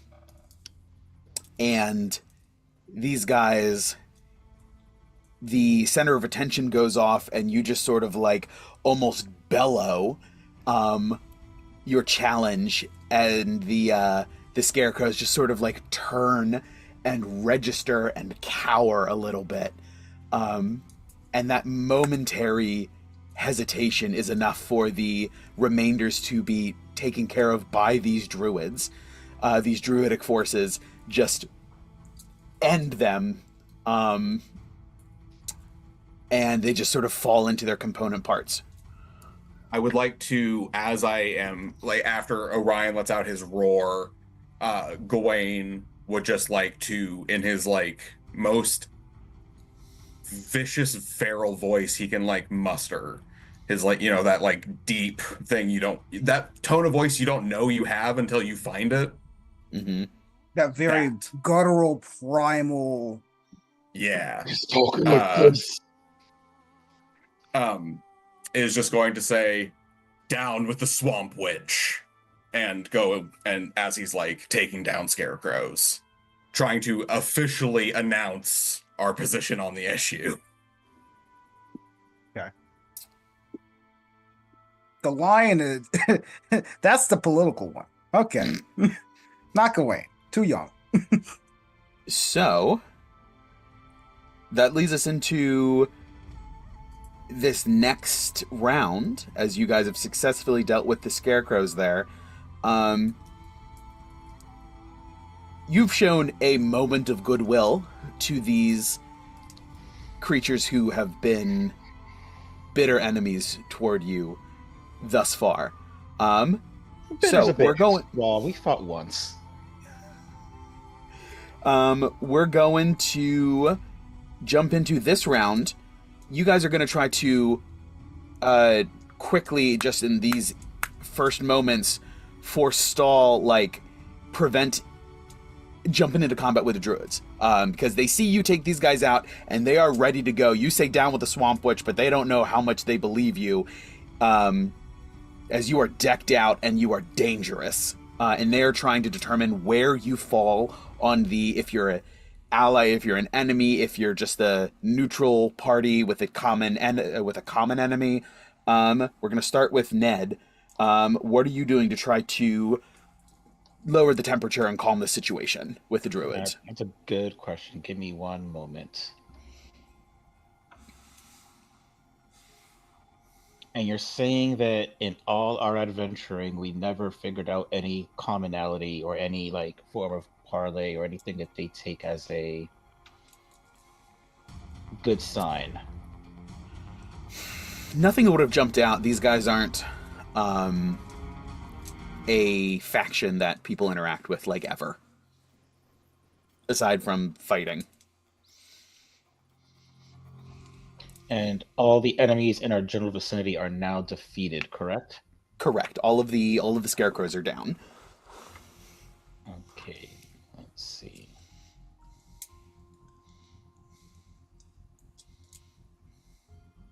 Do I know, like, a symbol of theirs? Like something that maybe they wear prominently or have shown prominently? We'll and say also, sure. do they speak common? As far as we can tell? I don't think you guys have ever heard them speak common. Have you heard them speak anything other than maybe Druidic? No, Druidic would have been the only thing that you guys would have heard.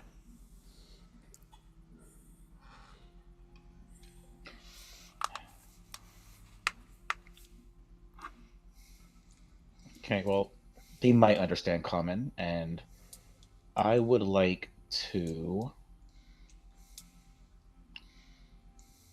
Got it. Okay.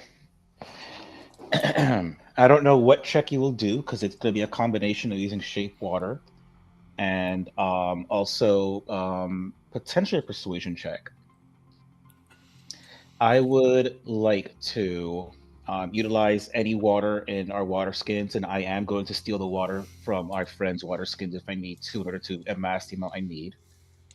To say, and I will say in words, let's join forces, let's say druids, let's join forces to defeat not just these scarecrows here, but Vasalisa. And I will use shape water at the same time I'm saying this to illustrate this, using it to use water to shape a symbol of theirs, use water to put the, let's say, the face of Orion, since I think that's probably the most prominent thing they would notice about us as a giant lion, and show them going in the same direction to strike a very badly shaped, but obviously it's a hag creature, and just like bursting it, going through. I like it. I'm using common to say it, and I'm using the shape water to illustrate their forces, our forces taking down the hag's forces. Excellent. Yeah, go ahead and give me a persuasion. And I'll say with advantage just because you also added the illustration in there with shape water. That is a 24. 24 is a success. They... Which is good, because I rolled a 16 and a fucking 3, man. Oh, so, boy. Yes, so the individuals that are closest to you are the ones that are just in like a rage and are almost feral. But as you sort of proclaim this and put this out there, one of the more dexterous monk-looking individuals that have a bunch of vines and things branching off of them puts a hand out and sort of blocks these battle ragers as they are as they like puff up like they're going to go after you. They sort of hold back and say something in Druidic, but they seem to have understood your message either verbally or pictographically. And the immediate like hits that we're going to be coming in are stalled for a moment as leveler heads seem to be prevailing. Onto Ivor. Ivor shoots. Yeah, I just shoot one of the enemy. Yeah. Do you guys want more? Join us or get this shit too. Hey, look over here! I'm shooting your enemy. Oh my god. Yeah, I really don't have anything. Sorry, to be clear, they only stalled. They didn't like seem to. Mm-hmm. Okay. Yeah, stop completely. It is a step in the right direction. With a success on this round, you guys will have turned their attitude toward you enough that you guys might be able to move forward.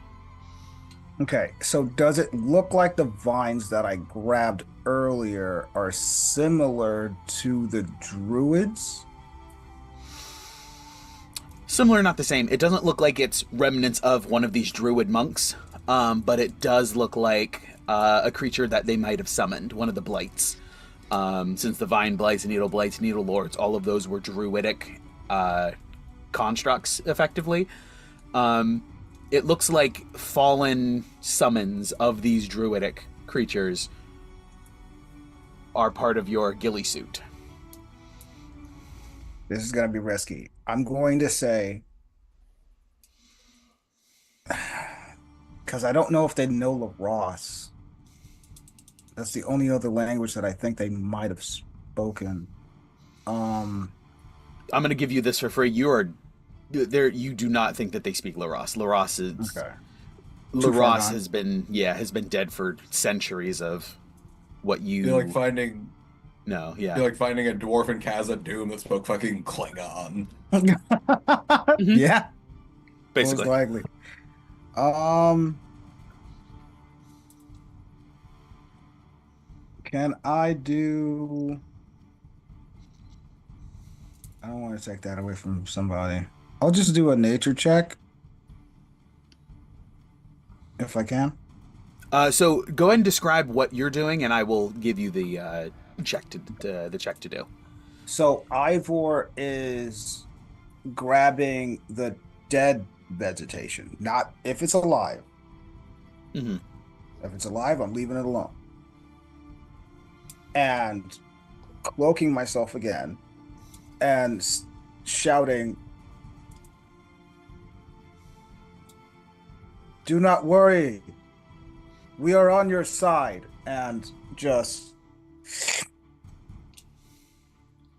taking shots. At other enemies in other areas. Yeah, if I can't hit the treehouse warriors right now. But or I will just declare that, and I will hold my attack if that's okay. Okay, so you declare that and you turn to begin attacking somewhere else, like you want to try to lead a charge.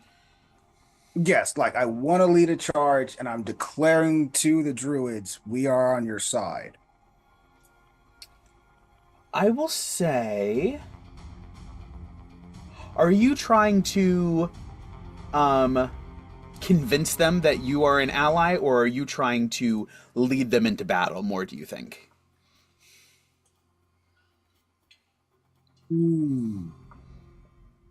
They have the high ground. They're still pushing forward. More that we are on their side. Okay. So this would be also a persuasion check.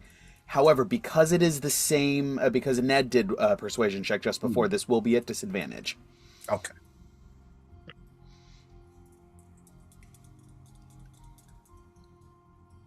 Good idea, bad outcome. Well, that would have been good if that was okay. 16 and a 17. So, Nice. wait, what is my persuasion? I don't think I have good. Oh no, I'm a merchant. I have a +2. All Okay. right. So 18. So 18. Yeah, 18. That'll do it.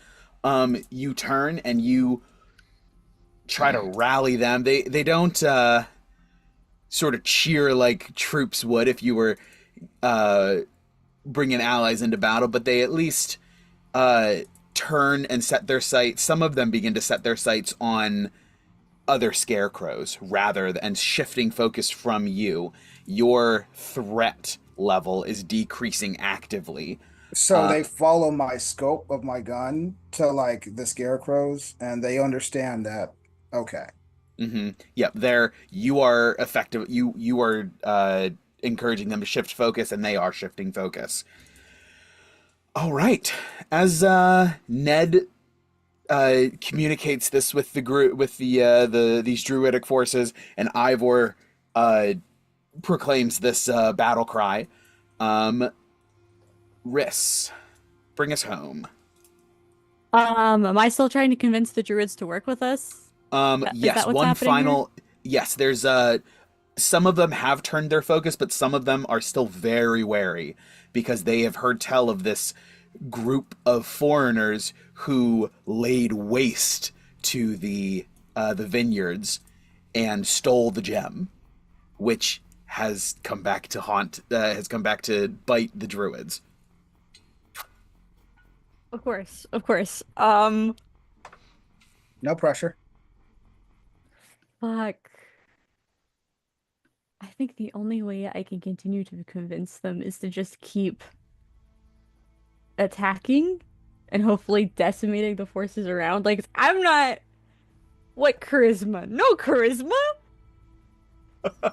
Just rolling that 20. You got it. Use your book learning.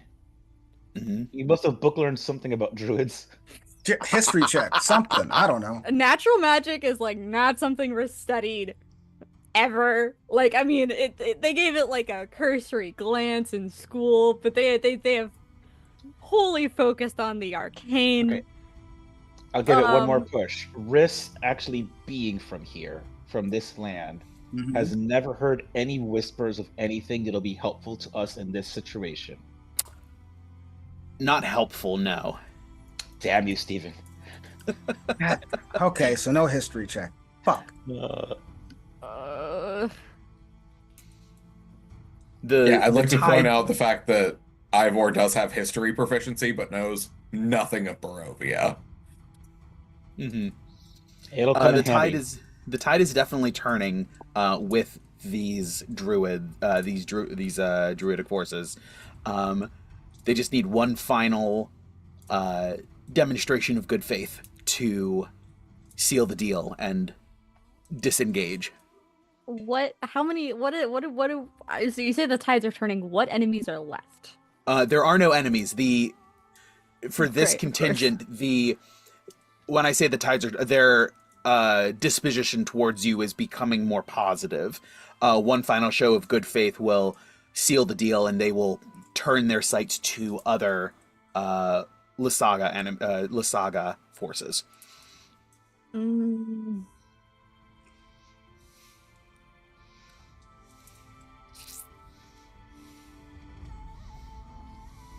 So I am telling you what I'm trying to do, and then you're giving me a check, right? Yes. Okay. I'm trying to think. Is there? Because the other thing is, like, I don't know what exactly I would want to say, but I guess potentially because from what we know of the druids, they are kind of like the remnants of the people that worshipped the Fanes, right? Yes. And their cultures are built around the gems. Yes. So very much so. We don't know if they speak common. Wait. Do I have? No, wrong character. Don't have. That's unfortunate. Vos has tongues. Riss does not.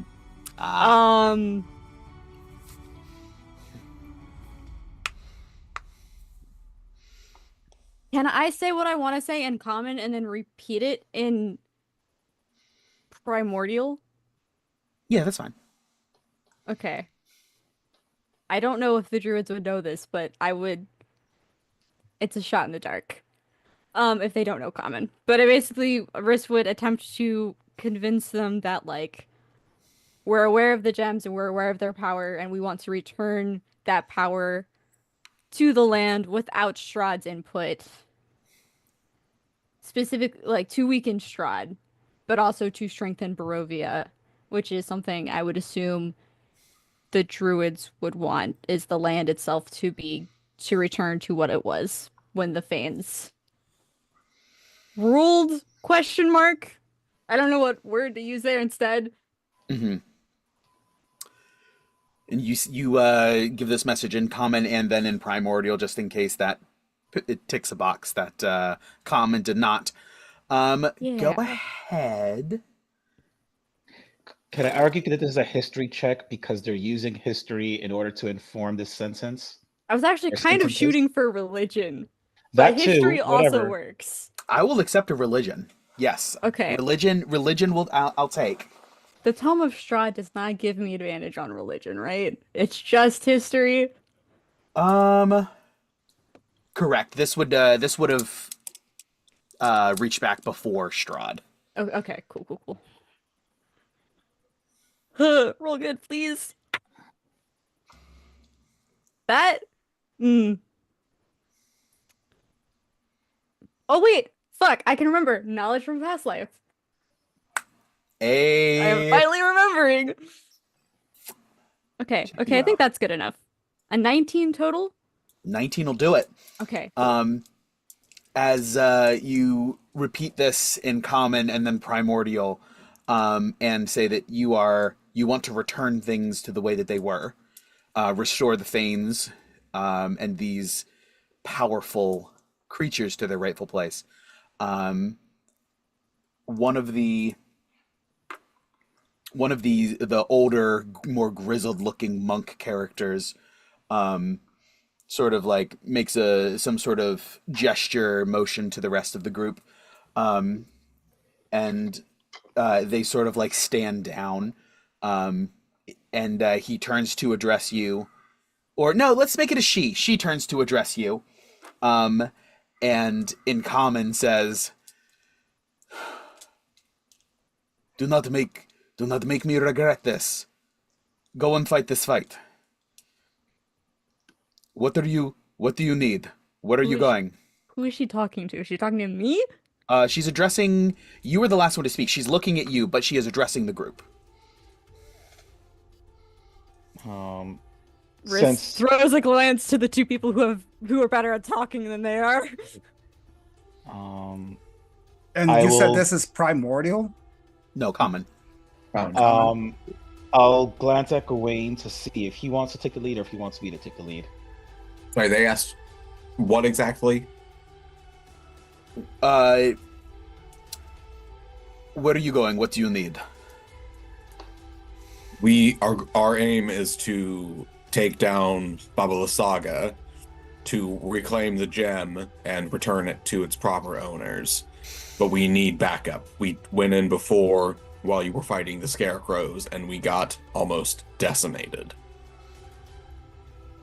The swamp dragon is too much to handle by ourselves at the same time as the hag. Can you? If we were, go ahead. Do you think you could handle the dragon? It keep it off the ground. It heals when it's on land.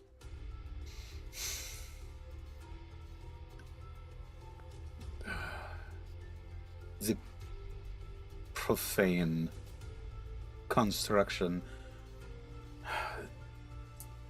If we are going to emerge victorious, we have to fight together. We will discuss our history at a different time. Go and confer with our commander. And she sort of rips a bit of bark and woody, thorny material and holds it out to you, off of her shoulder, and holds it out to you, and it sort of grows into a little snowdrop. And holds it to whoever's in front at this point, probably Riss, since you were the last one to persuade, and says, "This will get you an audience. She will hear you out.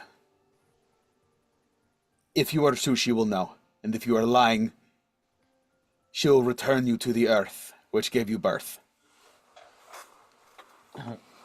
How will we recognize your leader? She is the purest of us. The earth itself, grown incarnate. She looks like... And she sort of knocks on the bark.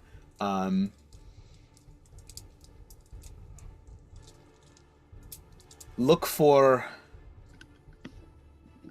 the form of the tree. Look for the glow of the gem.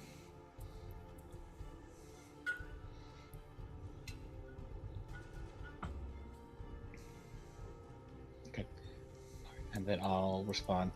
Well, thank you. We'll do so. And thank you for giving us the chance to speak. You won't regret this. She sighs,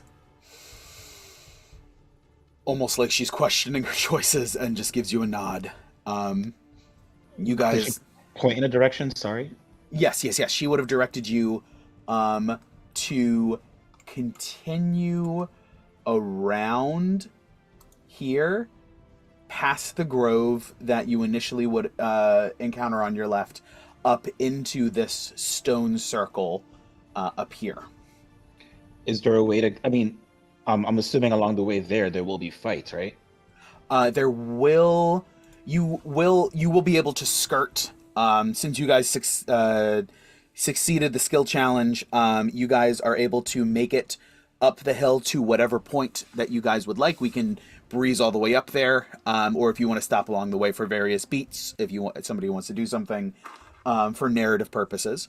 However, you guys are able to make it up, skirting the fights and avoiding conflict with the druidic forces as you have this snowdrop, which is it's like a white flag, a sign of parlay. We have our hall pass. Mm-hmm. You guys But made before it we through leave, the skill challenge. Well done. before we leave, so what?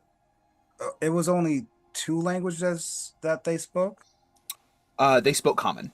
That is the only language that they spoke to you. Okay, But so we don't know we can any other. infer that they speak Druidic, right? Yeah, Yeah. there was something that was spoken between other warriors that you did not recognize, but they address you in common. Okay. DM, oh, sorry. Go ahead. Oh, I was just gonna ask. Did they give Caesar any dirty looks, or? Mm-mm. He's just as foreign to them as you are. Okay, fair enough. I'm just gonna say thank you very much as I saddle up on Matar.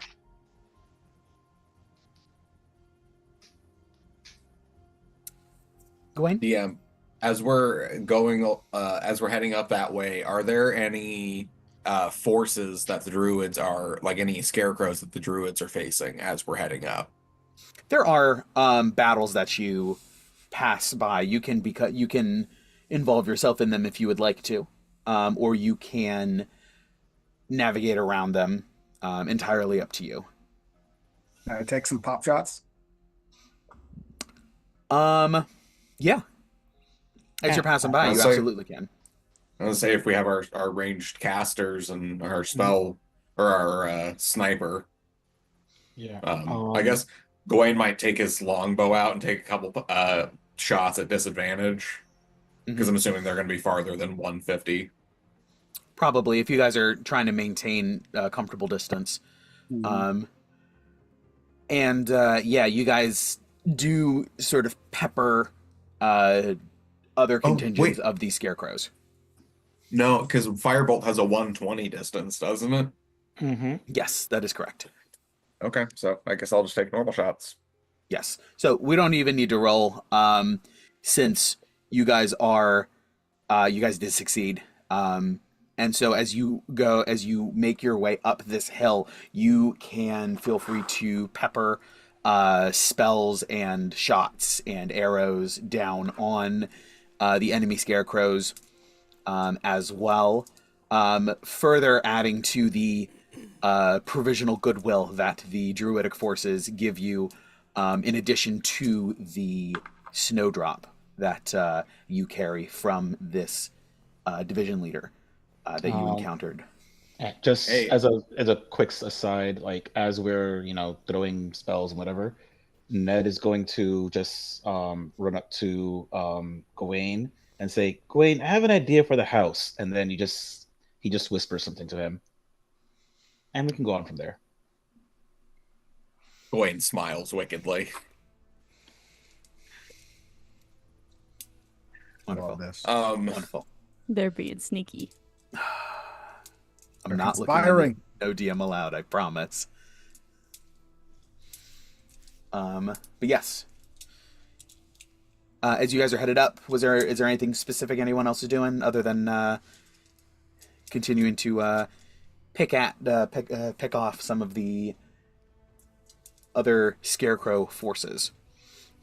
Honestly, I figure as long as, even if we save one druid or, druid adjacent person, then that's another person we have on our side against Baba the Saga in the big fight.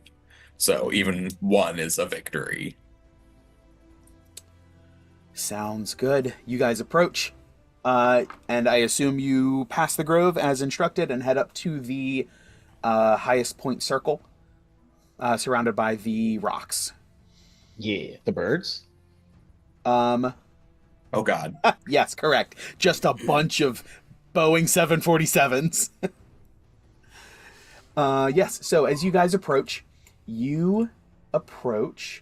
this. Let me make sure this map is correct. It is dark and overcast. I promise I didn't do anything. Don't tell them where I am, though.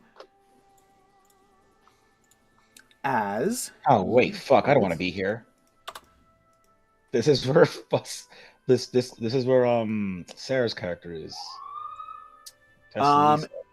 Not here. No. You guys approach. Vasilisa's by the tree. Well, I mean, she's in a general area of here, right? That's what I thought. She's at the Yes. grove. Yeah, above Getting table. closer. You guys skirt the grove where Vasalisa had headed, and where all of that happened. But you guys approach the top of the hill here, and you see several druids stationed at at like 15, 20 feet up above you as you enter from the south of the map. They are positioned at a choke point, and they hold their hands up as though they're about to cast a spell as you lift up the snowdrop and call out that you have spoken and requested parley with the commander. And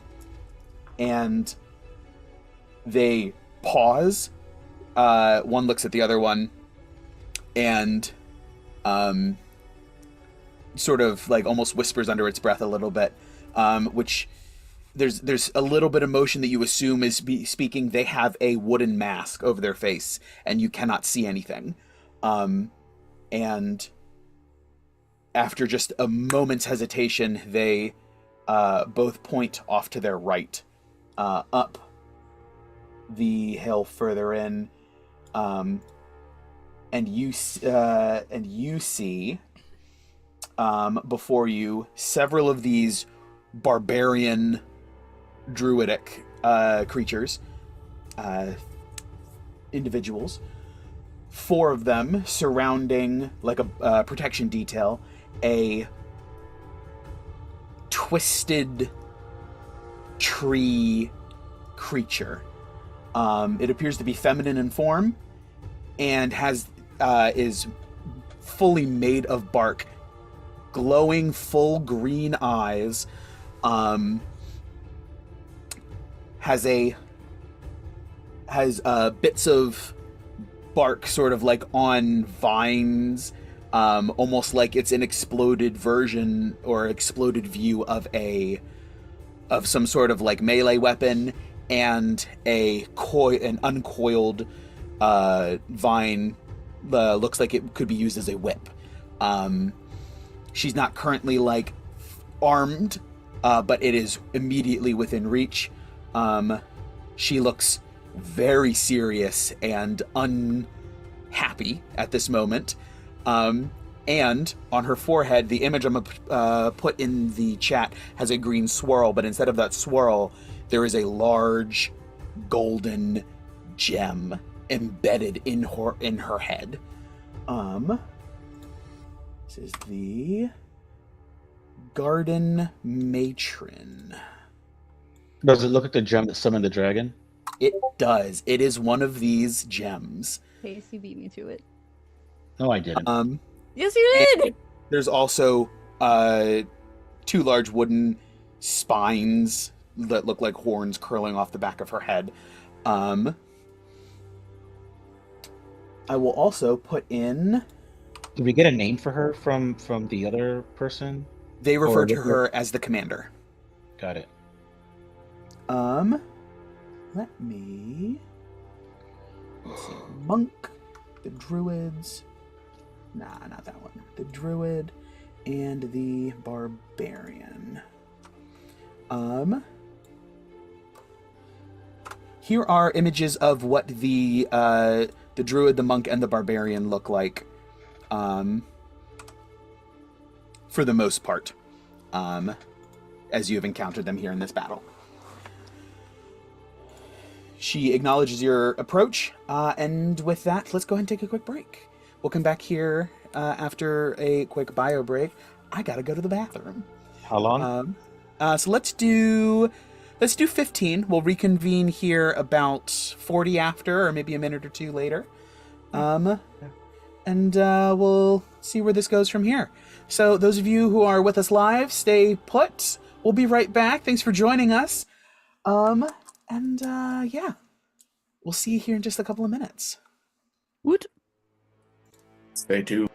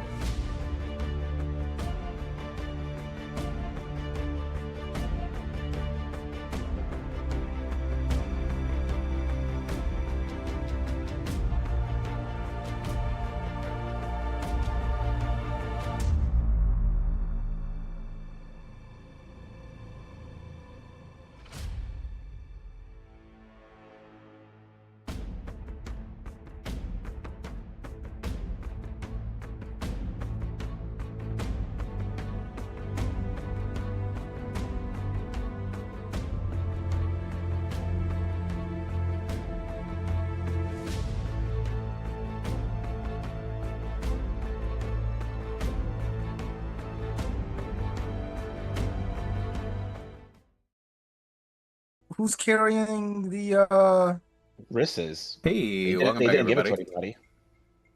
I'm carrying the what? The Snowdrop. thingy.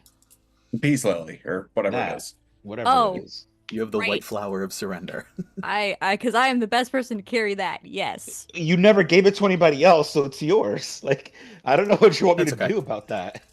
All right. So as we come back in, as our party was discussing, they have been given a white snowdrop of parlay by one of the battlefield captains to speak with the commander here at the top of this encampment. After the proposed unification to combat the forces of Vasalisa. There are several druidic figures here, 2 monks, 2 barbarians, surrounding a feminine form, creature made entirely of plant matter, it seems, a body of bark, weapons made of wood, and a yellow crystal sunk into her forehead like a giant mind stone that would be familiar to all of you. This is the gem that this is one of the gems that is like the one that Vasalisa had quested you to recover from the winery. And used to make the dragon that now harries the druids here on and your guys as well on this field of battle. The barbarians and monks, their bodyguards immediately step up. And then, as Riss, you just sort of like hold it out like, I have this. We come in peace. And they lean onto their heels a little bit. They're not like ready to go as much. They pause and they glance back at this commander that as she's been described. And she sort of waves them off. She doesn't have legs, so to speak, but it's almost like her core descends into the base of a tree, and like as the roots splay out, they each individually move, and she glides across the ground. If you don't look directly at it, if you look at her and just sort of watch it out of your periphery, it almost looks like somebody walking in an evening gown where it's all the way down to the floor and you can't see their feet. But then as soon as you look down, it breaks the illusion. You see the little vines pulling her forward. It's a method of locomotion not entirely dissimilar to what the creeping hut uses, although it is infinitely more graceful. As she approaches, you guys... He is much cooler than the creeping hut. She is much cooler than the creeping hut. That's really close. Did also before we go, did we get the name of the person that we talked to on the battlefield? No. Of course we didn't. This is why I should not be in charge of talking. But yes, as she approaches slowly, flanked by her guards, and just sort of like her bark creaks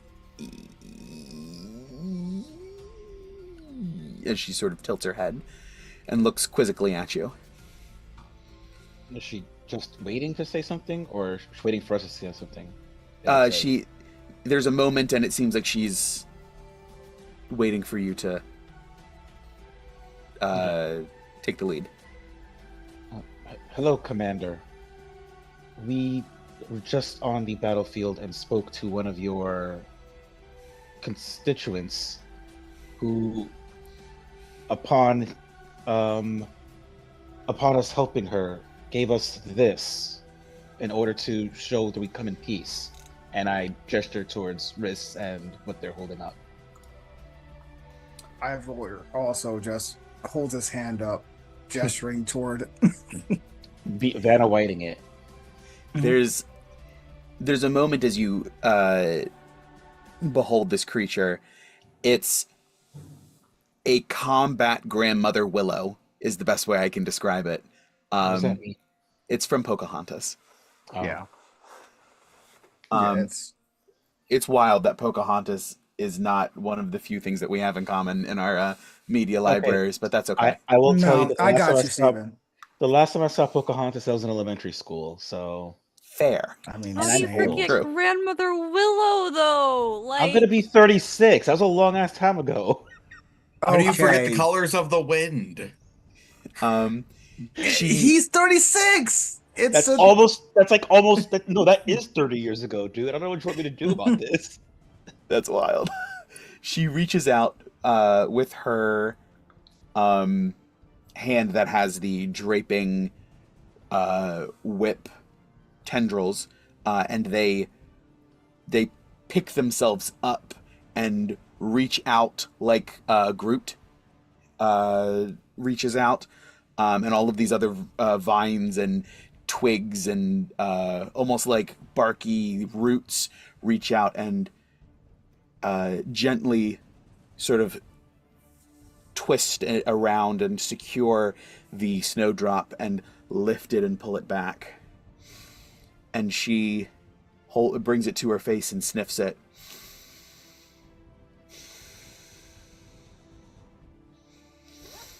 And nods.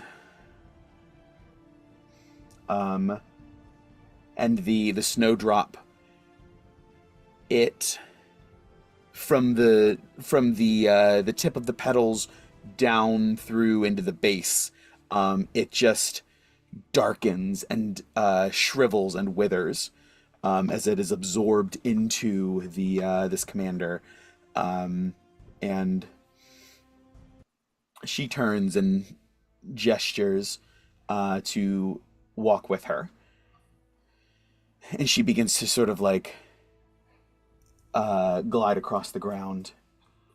There's a pregnant pause as you are waiting for her to speak, and she just does not, and lets the silence hang before she ultimately addresses you.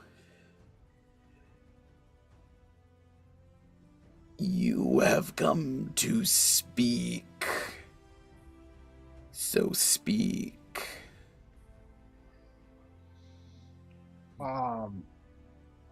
Ivor reaches out a hand because Cesar is still a little bit in front. And Cesar goes up and in common, just, do you need assistance? She turns and beholds him. And she puts a hand up to his face. I do not require assistance, child. But your offer is accepted in the manner in which it was offered. And Ivor immediately gets off of Matar. If there's any room for it, I'm not sure what kind of space we're in. Yes, it's very broad. It's outdoor. We're talking 250 feet across diameter circle. Mm. You guys are in a portion of it where it is a little bit clear. There's a almost like an eroded pathway leading through the middle that offers a high ground perspective to those who are up above an elevated perspective for defense purposes. But you guys are up on this elevated area with the commander of these druidic forces. Ah, Okay. okay. Got you. Gawain's going to step forward. He's dismounted off of Orion as well, just so he doesn't look quite as imposing. And is just going to say, Commander, my name is Sir Gawain Aeolus, and I want to, number one, offer my deepest apologies for creating partially the conundrum that we now sit in. As I'm sure you are aware. I am.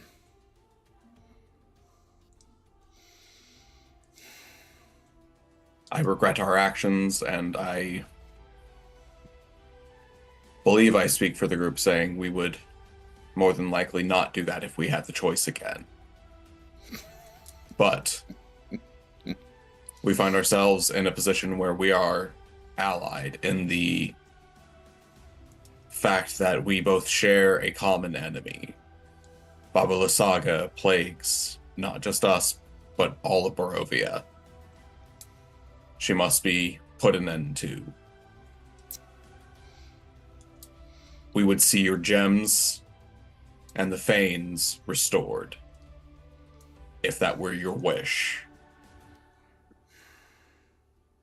All we ask is for your assistance in battle and the hope of a brighter, more friendly future together. Give me a persuasion check.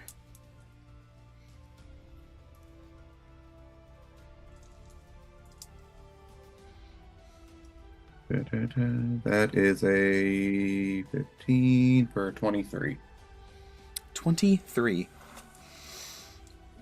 She takes in what you're saying.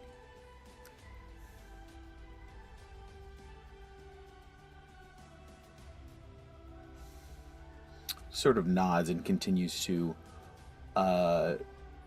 just sort of like lazy arc around, almost like pacing, but over, if she's pacing, she's taking the biggest passes. But she's just sort of like, it's almost like walking through a garden, strolling and talking.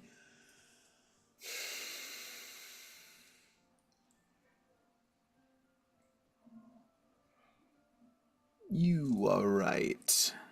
We have a common enemy. And for the moment, that outweighs any ill will that has gathered between us.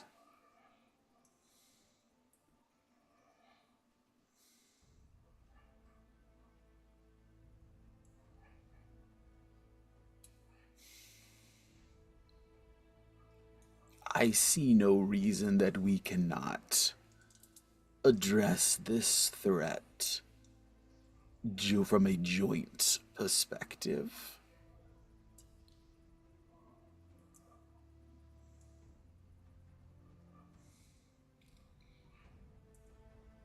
I do have a bit of a tactical question for you, I suppose.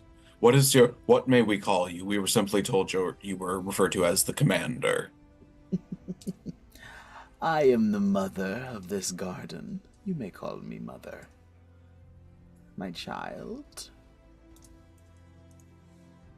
And she reaches up and just sort of like rests her hand on your cheek as she did with Cesar. For all our children of the land. I'm gonna... Honest, As she... is that true? As she touches you, she looks and sort of like her brow furrows. But you are not a child of this land. Or any land I know. As far as I Questions know. for another time, I suppose. Indeed. Questions I would be happy to answer once we have dealt with the appropriate threats. Well, Mother, do you prefer the expediency of this battle or the assuredness of it?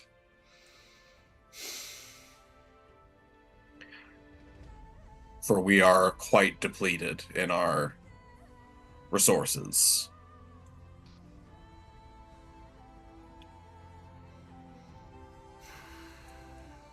If you would ask it, we would fight on. But I would say with almost certainty that we would do far greater in the battle should we be able to rest. We would be less dependent upon you and your forces.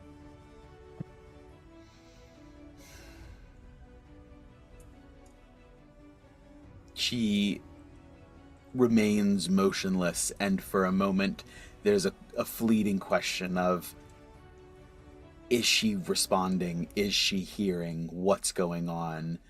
But as almost like an ancient patience, as she's considering and weighing and mulling things over, there's no face, there's no facade to divine anything from, or her face doesn't betray anything, as a tree's bark is just formless almost.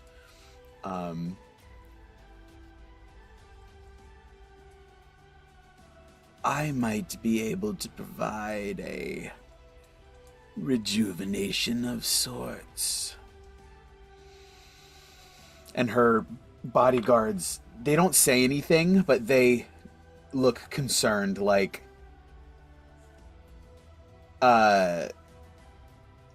too much too fast almost is the vibe of like, what's happening here? Why is Mother doing this for these strangers? Is the look that flits across their faces.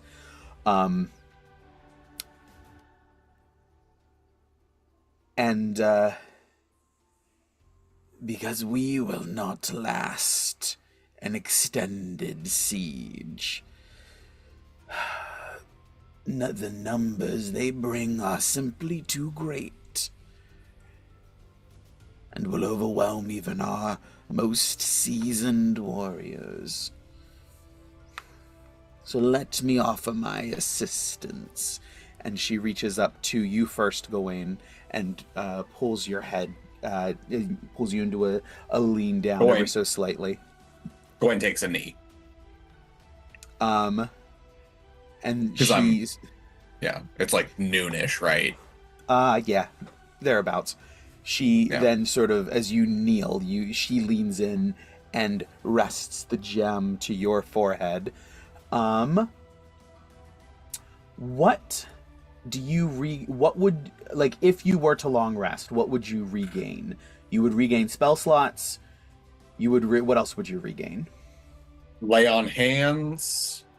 My divine smite for the day. Daylight smite. I believe that is about it.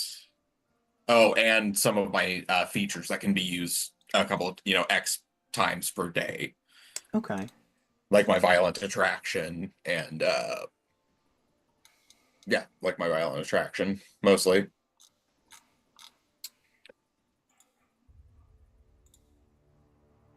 As you feel this gem warm, the rest of you, and you sort of out of your periphery, it flares with a golden energy that is unmistakably sunlight, and it fills into your form. What two categories of resources are your top priority? Spells. Okay. Spells, is there a second one that you would also add as number 2? Lay on hands. And lay on hands. You regain 1 second level spell and 2 first level spells. And your lay on hands is restored to half its pool. So do I gain half of my pool back? So I'm at 6 points right now. So would I go to 26 or would I go to 20? You would go to 20. 40. Okay.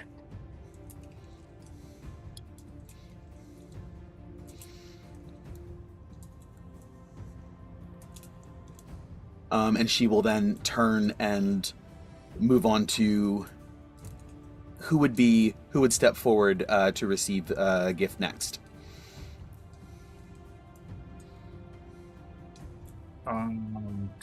Ned? Yeah. Sure. Yeah. Okay, I'll go. All Damn, right. I was just falling told. Go ahead and pick 2 categories of long rest consumable energy. So like spell slots, like we did for Gawain. Yeah, Your definitely top spell slots 2 first, priorities. Okay. Spell slots. without question. Um And okay. I would like to get my free healing word back. Okay. Absolutely. Your healing word is restored for the day. And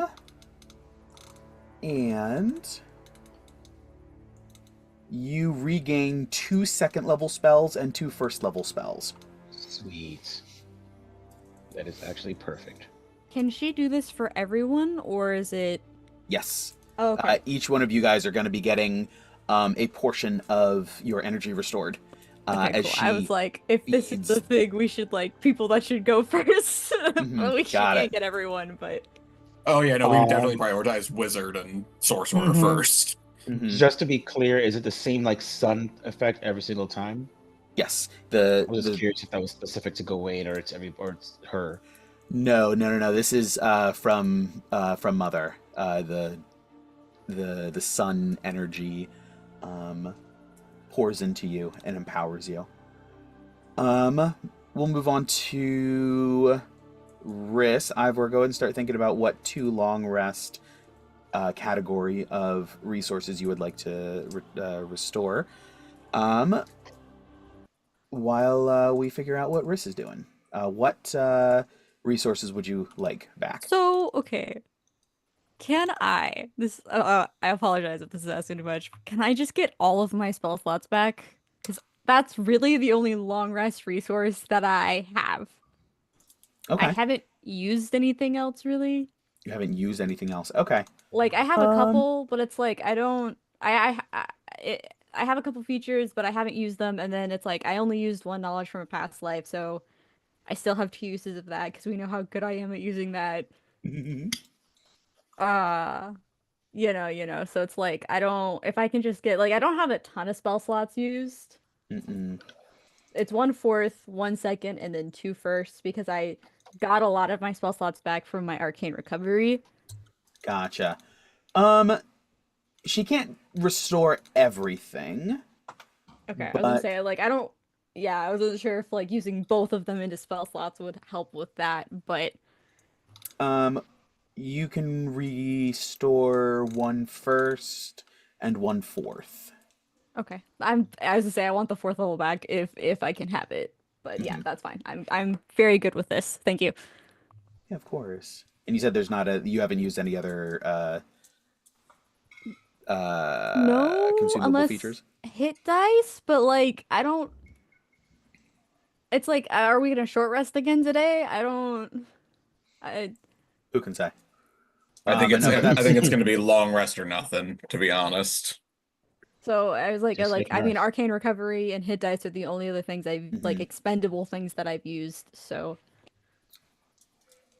if she wants to Just give in- me back hit dice or something. yeah, just in case something comes up, you can take back half your hit dice. Okay, hold on. I have to find on my character sheet. Okay, sweet. Thank you, lovely lady. And Ivor, what resources would you be looking to recover? It's a very interesting question, Mother. I thank you for your generosity. I would like. Can I get 2 first level slots back for spells?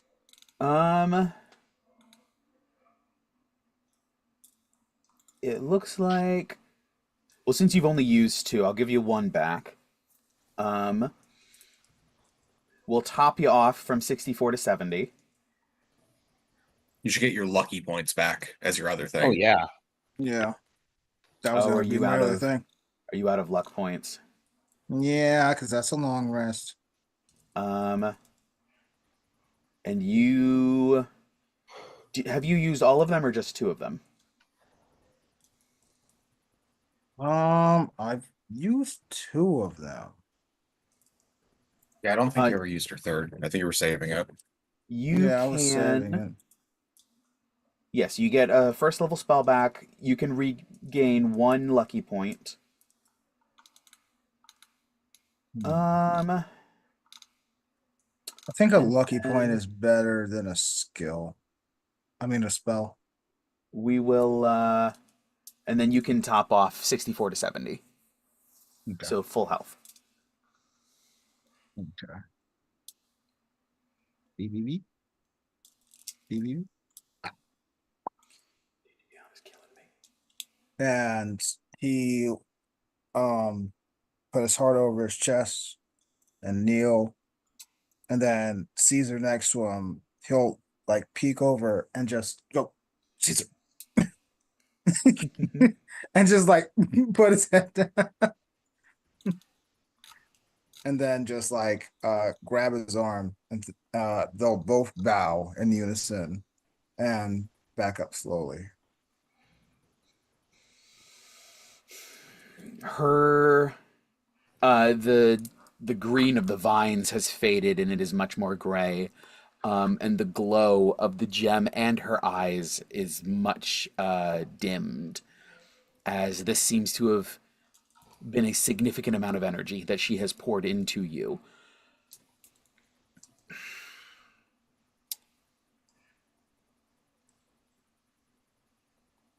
You are allies for the time being.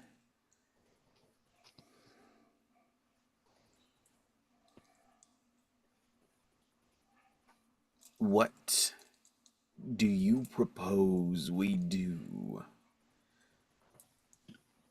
And even in that moment, the glow increases just noticeably as it begins to slowly recharge. And you are reminded that the dragon keeps coming back. It's like a constant thing. These must be some sort of... The energy contained within these gems must be regenerative and cyclical, and like it keeps coming back. Perpetual motion.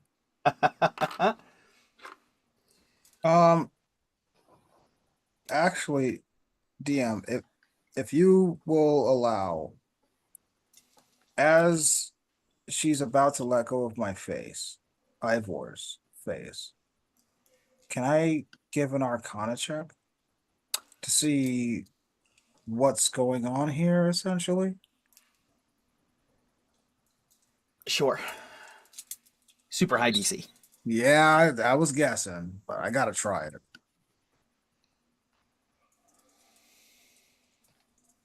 Nope. Fuck. 18. 18. No new insights beyond the descriptions that I've already given you of what's going on. It is some sort of energy transference. These gems hold some great power and self-restore that energy. And they can be harnessed in a number of different ways. As evidenced by the dragon and by Mother here. Oh, you know what I should have done? I should have given Mother Gladys's voice. Anyway. Oh, have her talk shit? Yeah. You probably should have did that. Welcome to the top of the mountain. You. Oh, terrible... GLaDOS. Yeah. Mm-hmm. I heard Gladys. I'm like, who's that? GLaDOS, GLaDOS. Yeah. Oh. GLaDOS. I heard Gladys too. I heard Gladys too. I was like, who's Gladys? I just figured it was like an old That's how lady you played in someone else's game. No, I just pronounced it not as precisely as I could have. But now you're thinking with portals, so it's fine. Nedro does all the time. That's what vortex warp is. Yeah, Ivor is right there alongside you. I just can't do it as many times.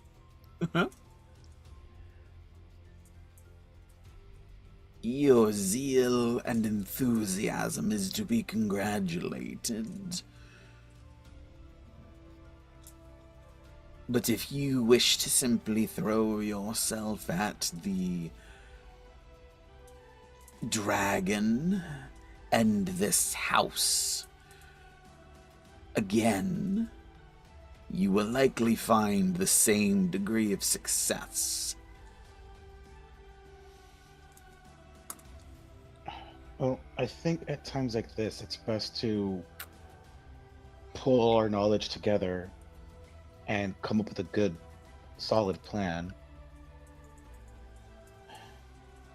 On our end, we did a lot of research on hags specifically, and anything we know in being able to face Vasalisa, we'll gladly share with you and your group in order to also prepare yourself for defeating her. That being said, you're correct about if throwing ourselves at this house and the dragon, throwing ourselves at this house and the dragon would be a fool's errand. Luckily, we've at least been able to defeat the dragon once. Although shortly thereafter realize if that crystal makes contact with the earth, it'll just come back. Forgive me for noticing, but but you do have a similar crystal on your forehead. I'm thinking that perhaps you know more about its nature and how we can rid ourselves of the dragon for good.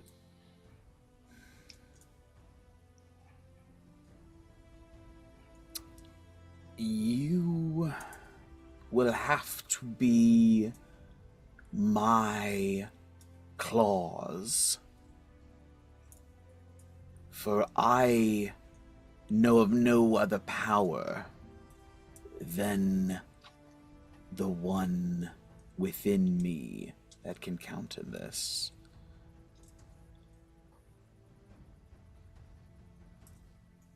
I was unsure if my children would be able to manage to take it out. However, if you were to strike when the time is right, it should be no problem. I will take its power into me,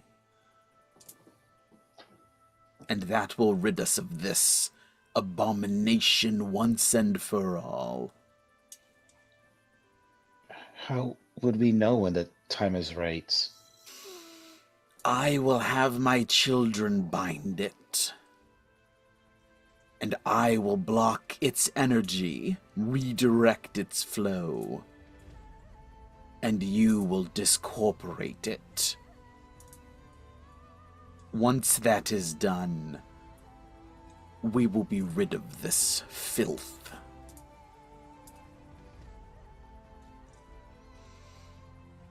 Well, I think divide and conquer would be the way to go, meaning taking care of the dragon or the house first, but not at the same time. It seems you have a plan that would work for the dragon, whereas the house as of now from our end just seems to be a brute force kind of effort, taking out what's inside and out, unless you have a better proposition for that foe. The house is a different face of the same power, with the same heart within. We should be able to overcome it by a similar strategy.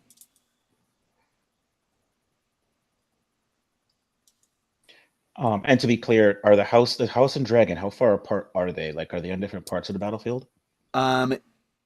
at this moment, you glance out, and yes, the dragon is just sort of strafing back and forth. It seems to be covering any area, but it is straying away from the top here. It seems to understand that there's a greater threat up here that it doesn't want to counter alone.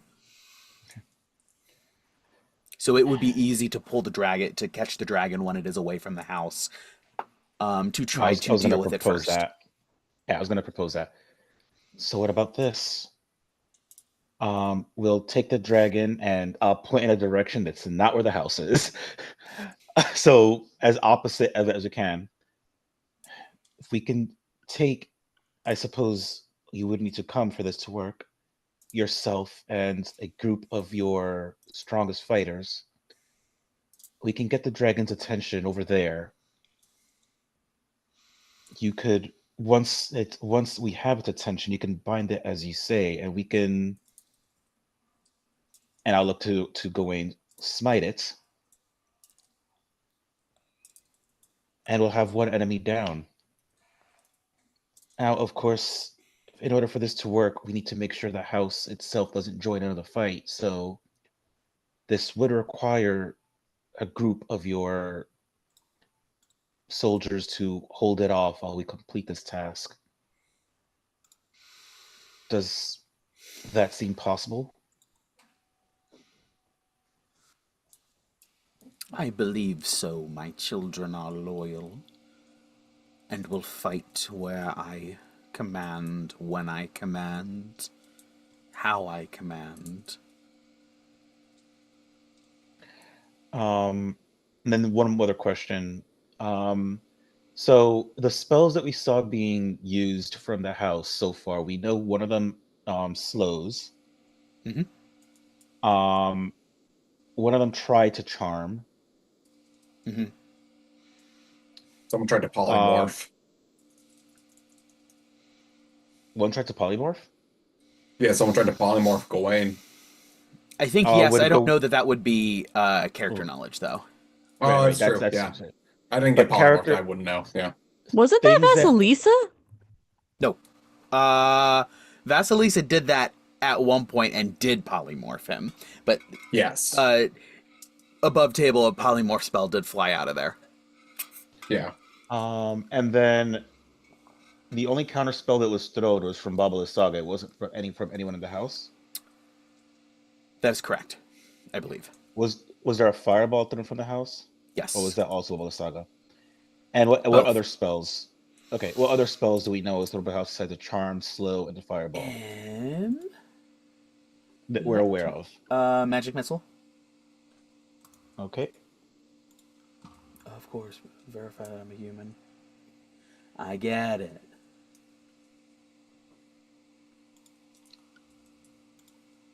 Let me double check. I feel like one day you're gonna get pulled into the TVA Loki style, and they're gonna send you through the "Are you a robot?" machine that blows you up if you are one, and you're just not gonna know. Well, then it's not his problem anymore. Okay, where's the... There you are. Okay. So magic missile fireball. There was a mind whip. Oh right, yeah, I forgot. Oh, you're stealing my repertoire spells. I am. It was quite a powerful spell list. Yeah. We would have the knowledge to be able to tell Mother that, like, inside the house is Vasalisa's coven, right? Like we've done the research. We know that, like, that's what was happening, right? That's probably a reasonable assumption. Okay, so just I want to go down that list. Just going down the list of sharing knowledge. As some of your words might be aware, and I'll list the spells that were thrown out. Just so your team could be prepared for anything. And then I see wrists perk up at me saying that, so I look towards them. so you can share the coven information. Yes, it is a reasonable assumption that it is probably her Mhm. coven of hags in there, as those spell slingers from the inside of the house. Mother, again, inscrutably processes for slightly longer than it's like, okay, what are we doing? For slightly too long before.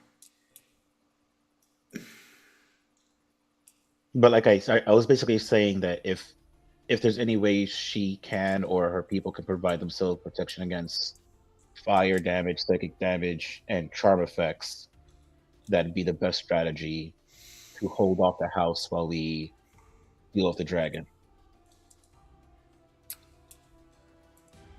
Very well, I will communicate this.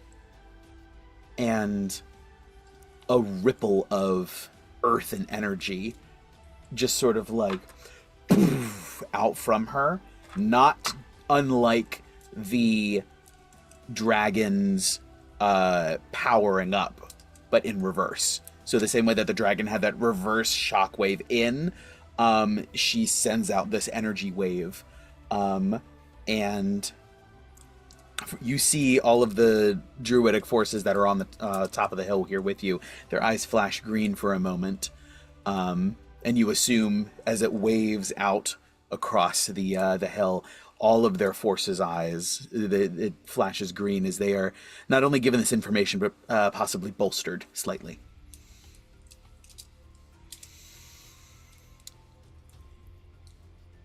You do a great service this day for the land. I agree only more that we deal with this constructed dragon with immediacy before we address her crawling abomination. Let us be rid of these things. And the light in her eyes flares. And she glances at you just to confirm if there is any other concerns or anything that you needed to contribute to the conversation, but she is ready to move. I will aid you in this, but I have one simple question. Not one against animosity, but one of unison. Are there simply 3 of these powerful gems? Or are they more? There are 3. 1 for each of the Thanes 3.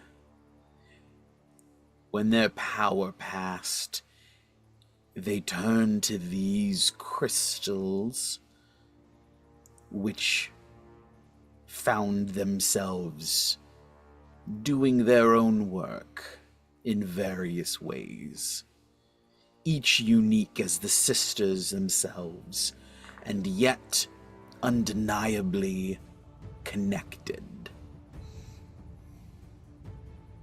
Very well. You have my word, Mother. We shall return. One more thing. Certainly now in the middle of a battle, it's not the time. But once we do get rid of both this dragon and house, can you teach us more about the Fanes? I can. I would be happy to lead you in the old ways. They have fallen out of practice with these civilizations. They care not for the creeping things, the growing things, the green things.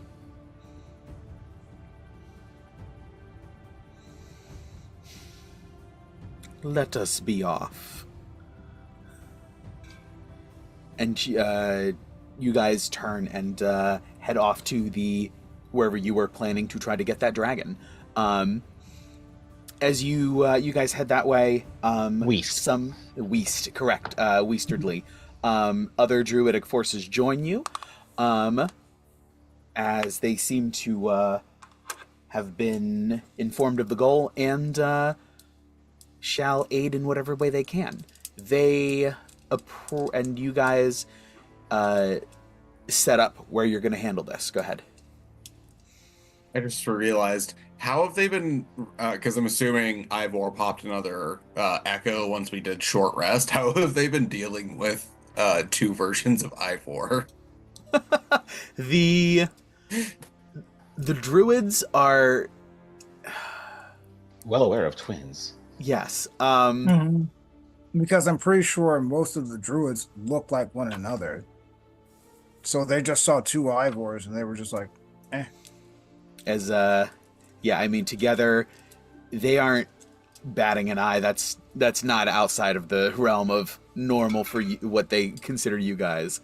Oh, I think it's probably the 10-foot Gawain is probably more surprising, if anything. I don't think you were that tall last time they saw you. That's a good point. Yes. So as they gather you guys and they gather forces and they head over to this staging area where they plan to, where you all plan to attack this dragon. They set up and take their they take their locations and set themselves before Mother looks at you. Now is the time. Prepare yourselves. And she sort of grasps her forearms, and her root feet just sort of like sink into the ground and anchor her down. And her eyes, her two eyes and the gem in her forehead just sort of they flare and they turn more golden than the yellow-green. You see the dragon sort of through the overlapping and woven bits of swamp just glow gold and just sort of like turn and fly toward you, roaring and just sort of like dripping swamp viscera everywhere, and will, as it's coming in, try to blast a portion of this group with its breath weapon. So I'm going to need everyone to roll me a d20. Oh no. Other than Vasalisa, of course. By the way, 2 questions. One, are mounts also rolling d20s? No, we'll count them if whatever your role will include them in that group, because I'm assuming you are with your mounts. God damn it, I got a 6. That's not good. 18. Does it count if one of my rolls were cocked before you said that? If it was not a roll that you made intentionally after I called for it, you need to re-roll. Okay, fuck it. Also, are there scarecrows here or just a dragon? No, just the dragon is the only thing that's approaching. You guys are far outside of contested territory at this point. Cool. As we were writing up, could I have reapplied another thing of Alchemist Fire? Yeah, absolutely.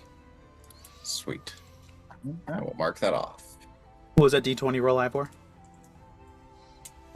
Because one of them was cocked and it was like right in between you explaining it. It was a D20, like natural 20, but then it was a 15.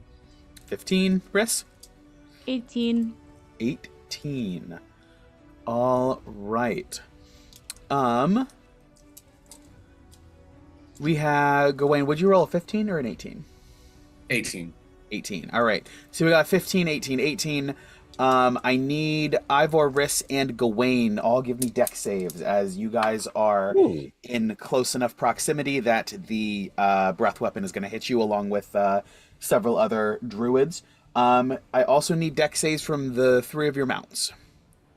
Also, I would have definitely been riding center formation. So whoever is within Yes. 10 feet gets a +5. Yes, the 3 of you guys and your mounts will all get +5. Cool. I got an at 20. Nice. Yeah. Oh, Canis did not. Oh no. Canis is gonna take the brunt of this.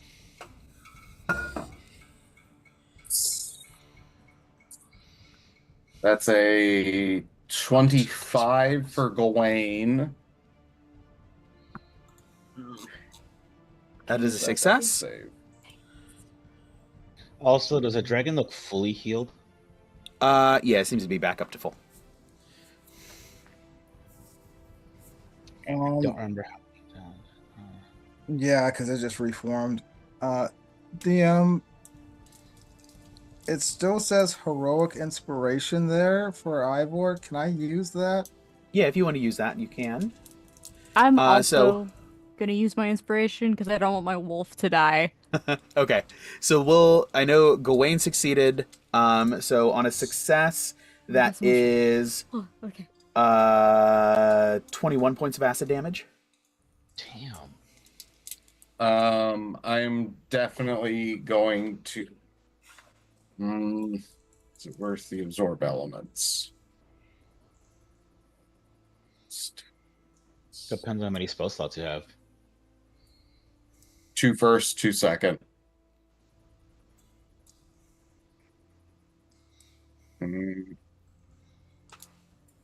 No, I'm going to save the spell slot. I'll just tank the damage. Canis got a 21. Success. I think I did that math right. 21 points of acid damage. No, 23. But Even better. sorry, my brain was like, get the math right. That's okay. Do I take damage on the nat 20? Yes, on a nat 20, that is an automatic success. So you also take 21 points of acid 21, damage. okay. And then Orion. Ow. That is a 16, 21. Which is a success, and he has effectively evasion, so he takes no damage. Yeah, Okay. he takes none. Ivor? I got a 18 for Matar. Is a success. 21 points of acid damage. 21. Jesus Christ. And then I got an 18 for Ivor. Also success. 21 points of acid damage. I assume Cesar is with somebody else? Question mark. Who was he with? Was it Riss? It was me, I thought. Yeah. Okay. Then also for Cesar. Don't forget the +5.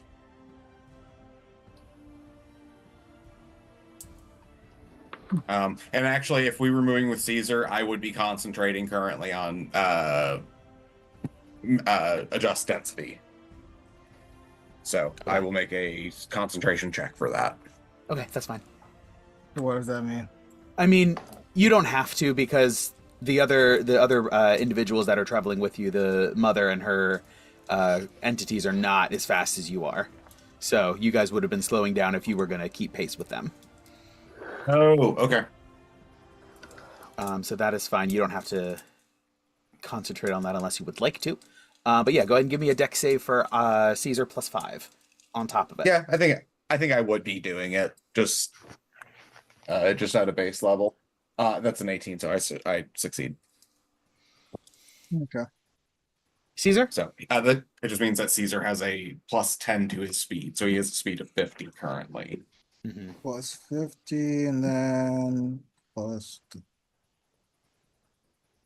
Shit. No. You're just adding your Caesar's dexterity save +5. Dexterity is only +1, so.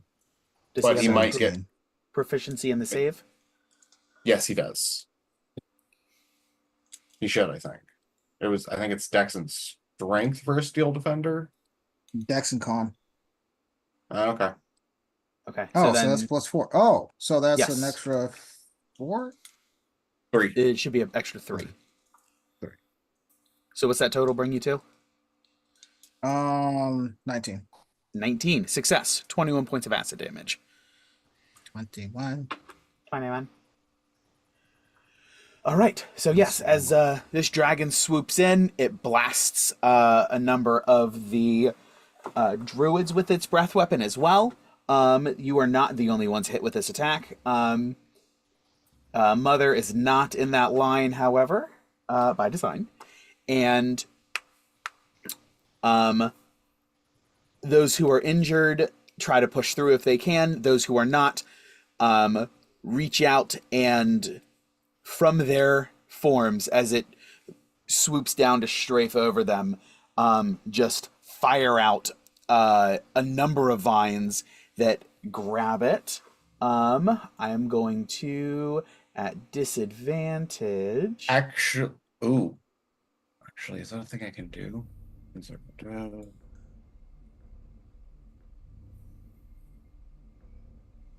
These are strength saves. I'm sorry? These do I get the intent that they're trying strength saves to restrain this thing and pull it to the ground? I don't know. I'm trying to pull up spells at the moment, so we'll... Fuck it.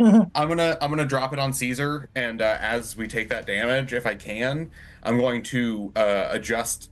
I'm gonna have density on the dragon, so it'll actually be a little faster.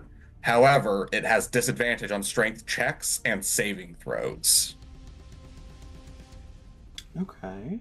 What's the range on it? So I want to help within 30 feet. Okay. There you are. Not legacy. Okay. So it'd be a No, strength save. Yep, already. Well, that's fine. And the strength saves at disadvantage or advantage, you said? Disadvantage. Okay, so good. I'm not going to interfere. Let it be at disadvantage. So yeah, that'll be a fail as these vines hit it, wrap around it, and almost like cocoon it, and just poof, slam it to the ground. It is bound. It is not.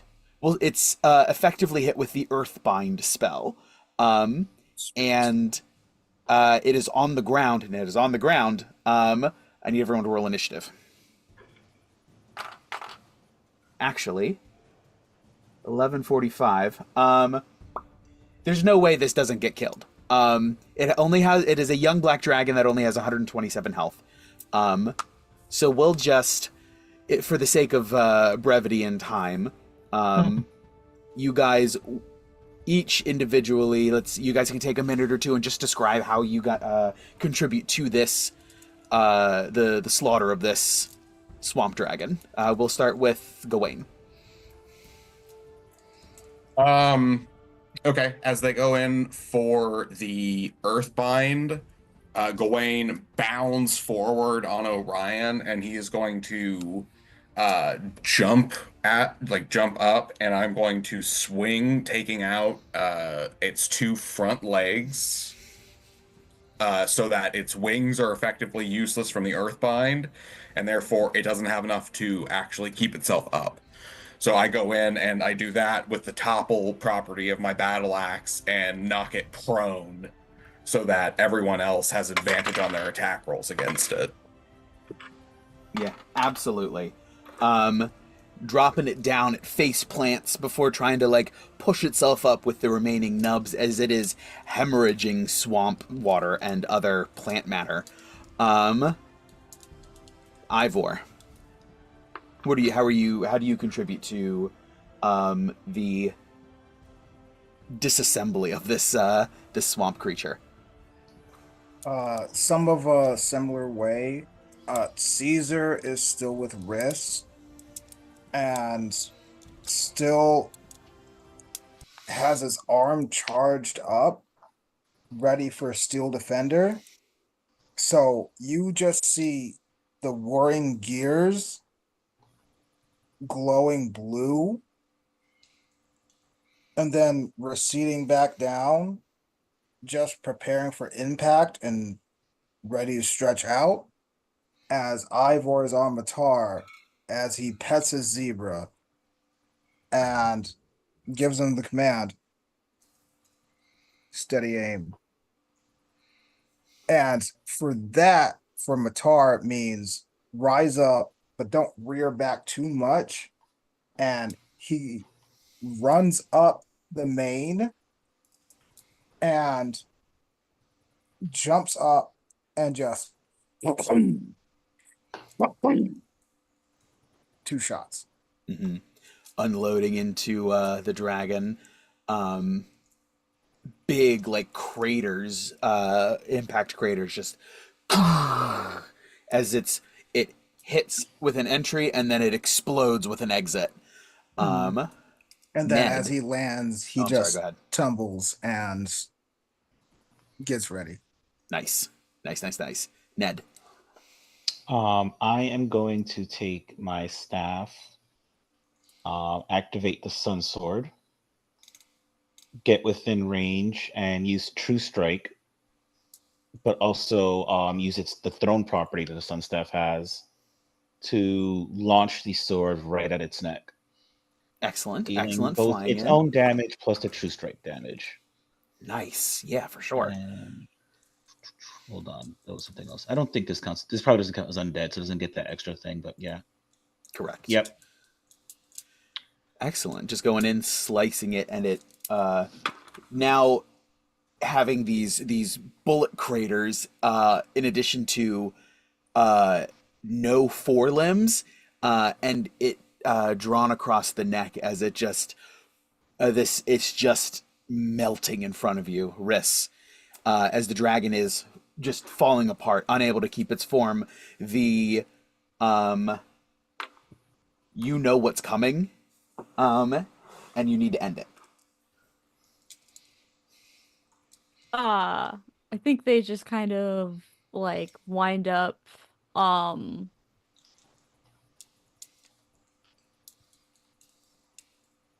God, it's like, is there a way I can cast Blight without casting Blight?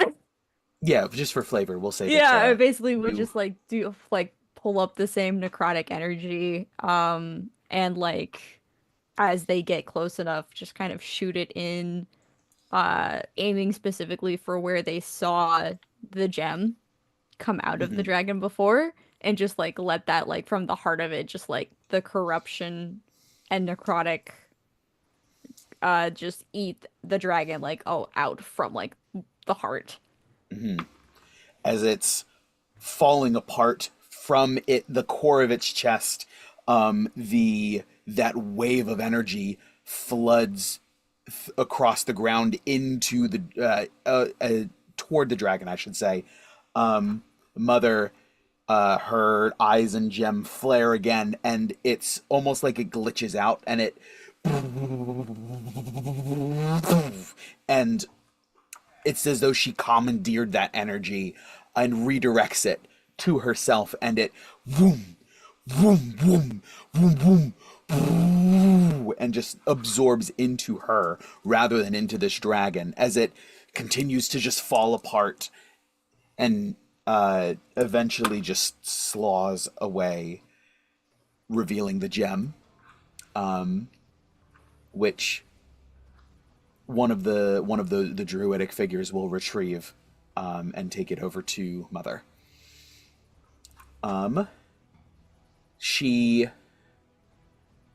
presses it into the bark of her chest, and it crackles and cracks and just sets in there nicely. She now has a gem in her head and a gem in her heart. And the dragon is no more, taken care of. Well done, everybody. One down. And that's where we'll call it for tonight. We'll continue this fight, and we'll come to see how you guys are going to address the house and Vasalisa / Baba Lysaga next week. I do have an important question for you, DM. Yes. Does that count as accomplishing something? I don't think not yet. That is We're a halfway there. fight. No, unfortunately, no. Ah, Well fought, though. Well fought. gotta respect the hustle. All right. Well, to everyone who joined us live, thank you so much for tuning in. And those of you who watched on our VODs on YouTube, thank you very much. I appreciate it. Thanks for liking. Hopefully, please like and comment and subscribe, I should say. But thanks for engaging and watching and enjoying the story. I'm having fun. I hope the players here are having fun, and I hope you're having fun listening. But we will catch you next week. Stay safe out there. Enjoy yourselves. Tell your own stories. And always remember, you are the legend at the end of the Dragon's Tale. Good night, everybody.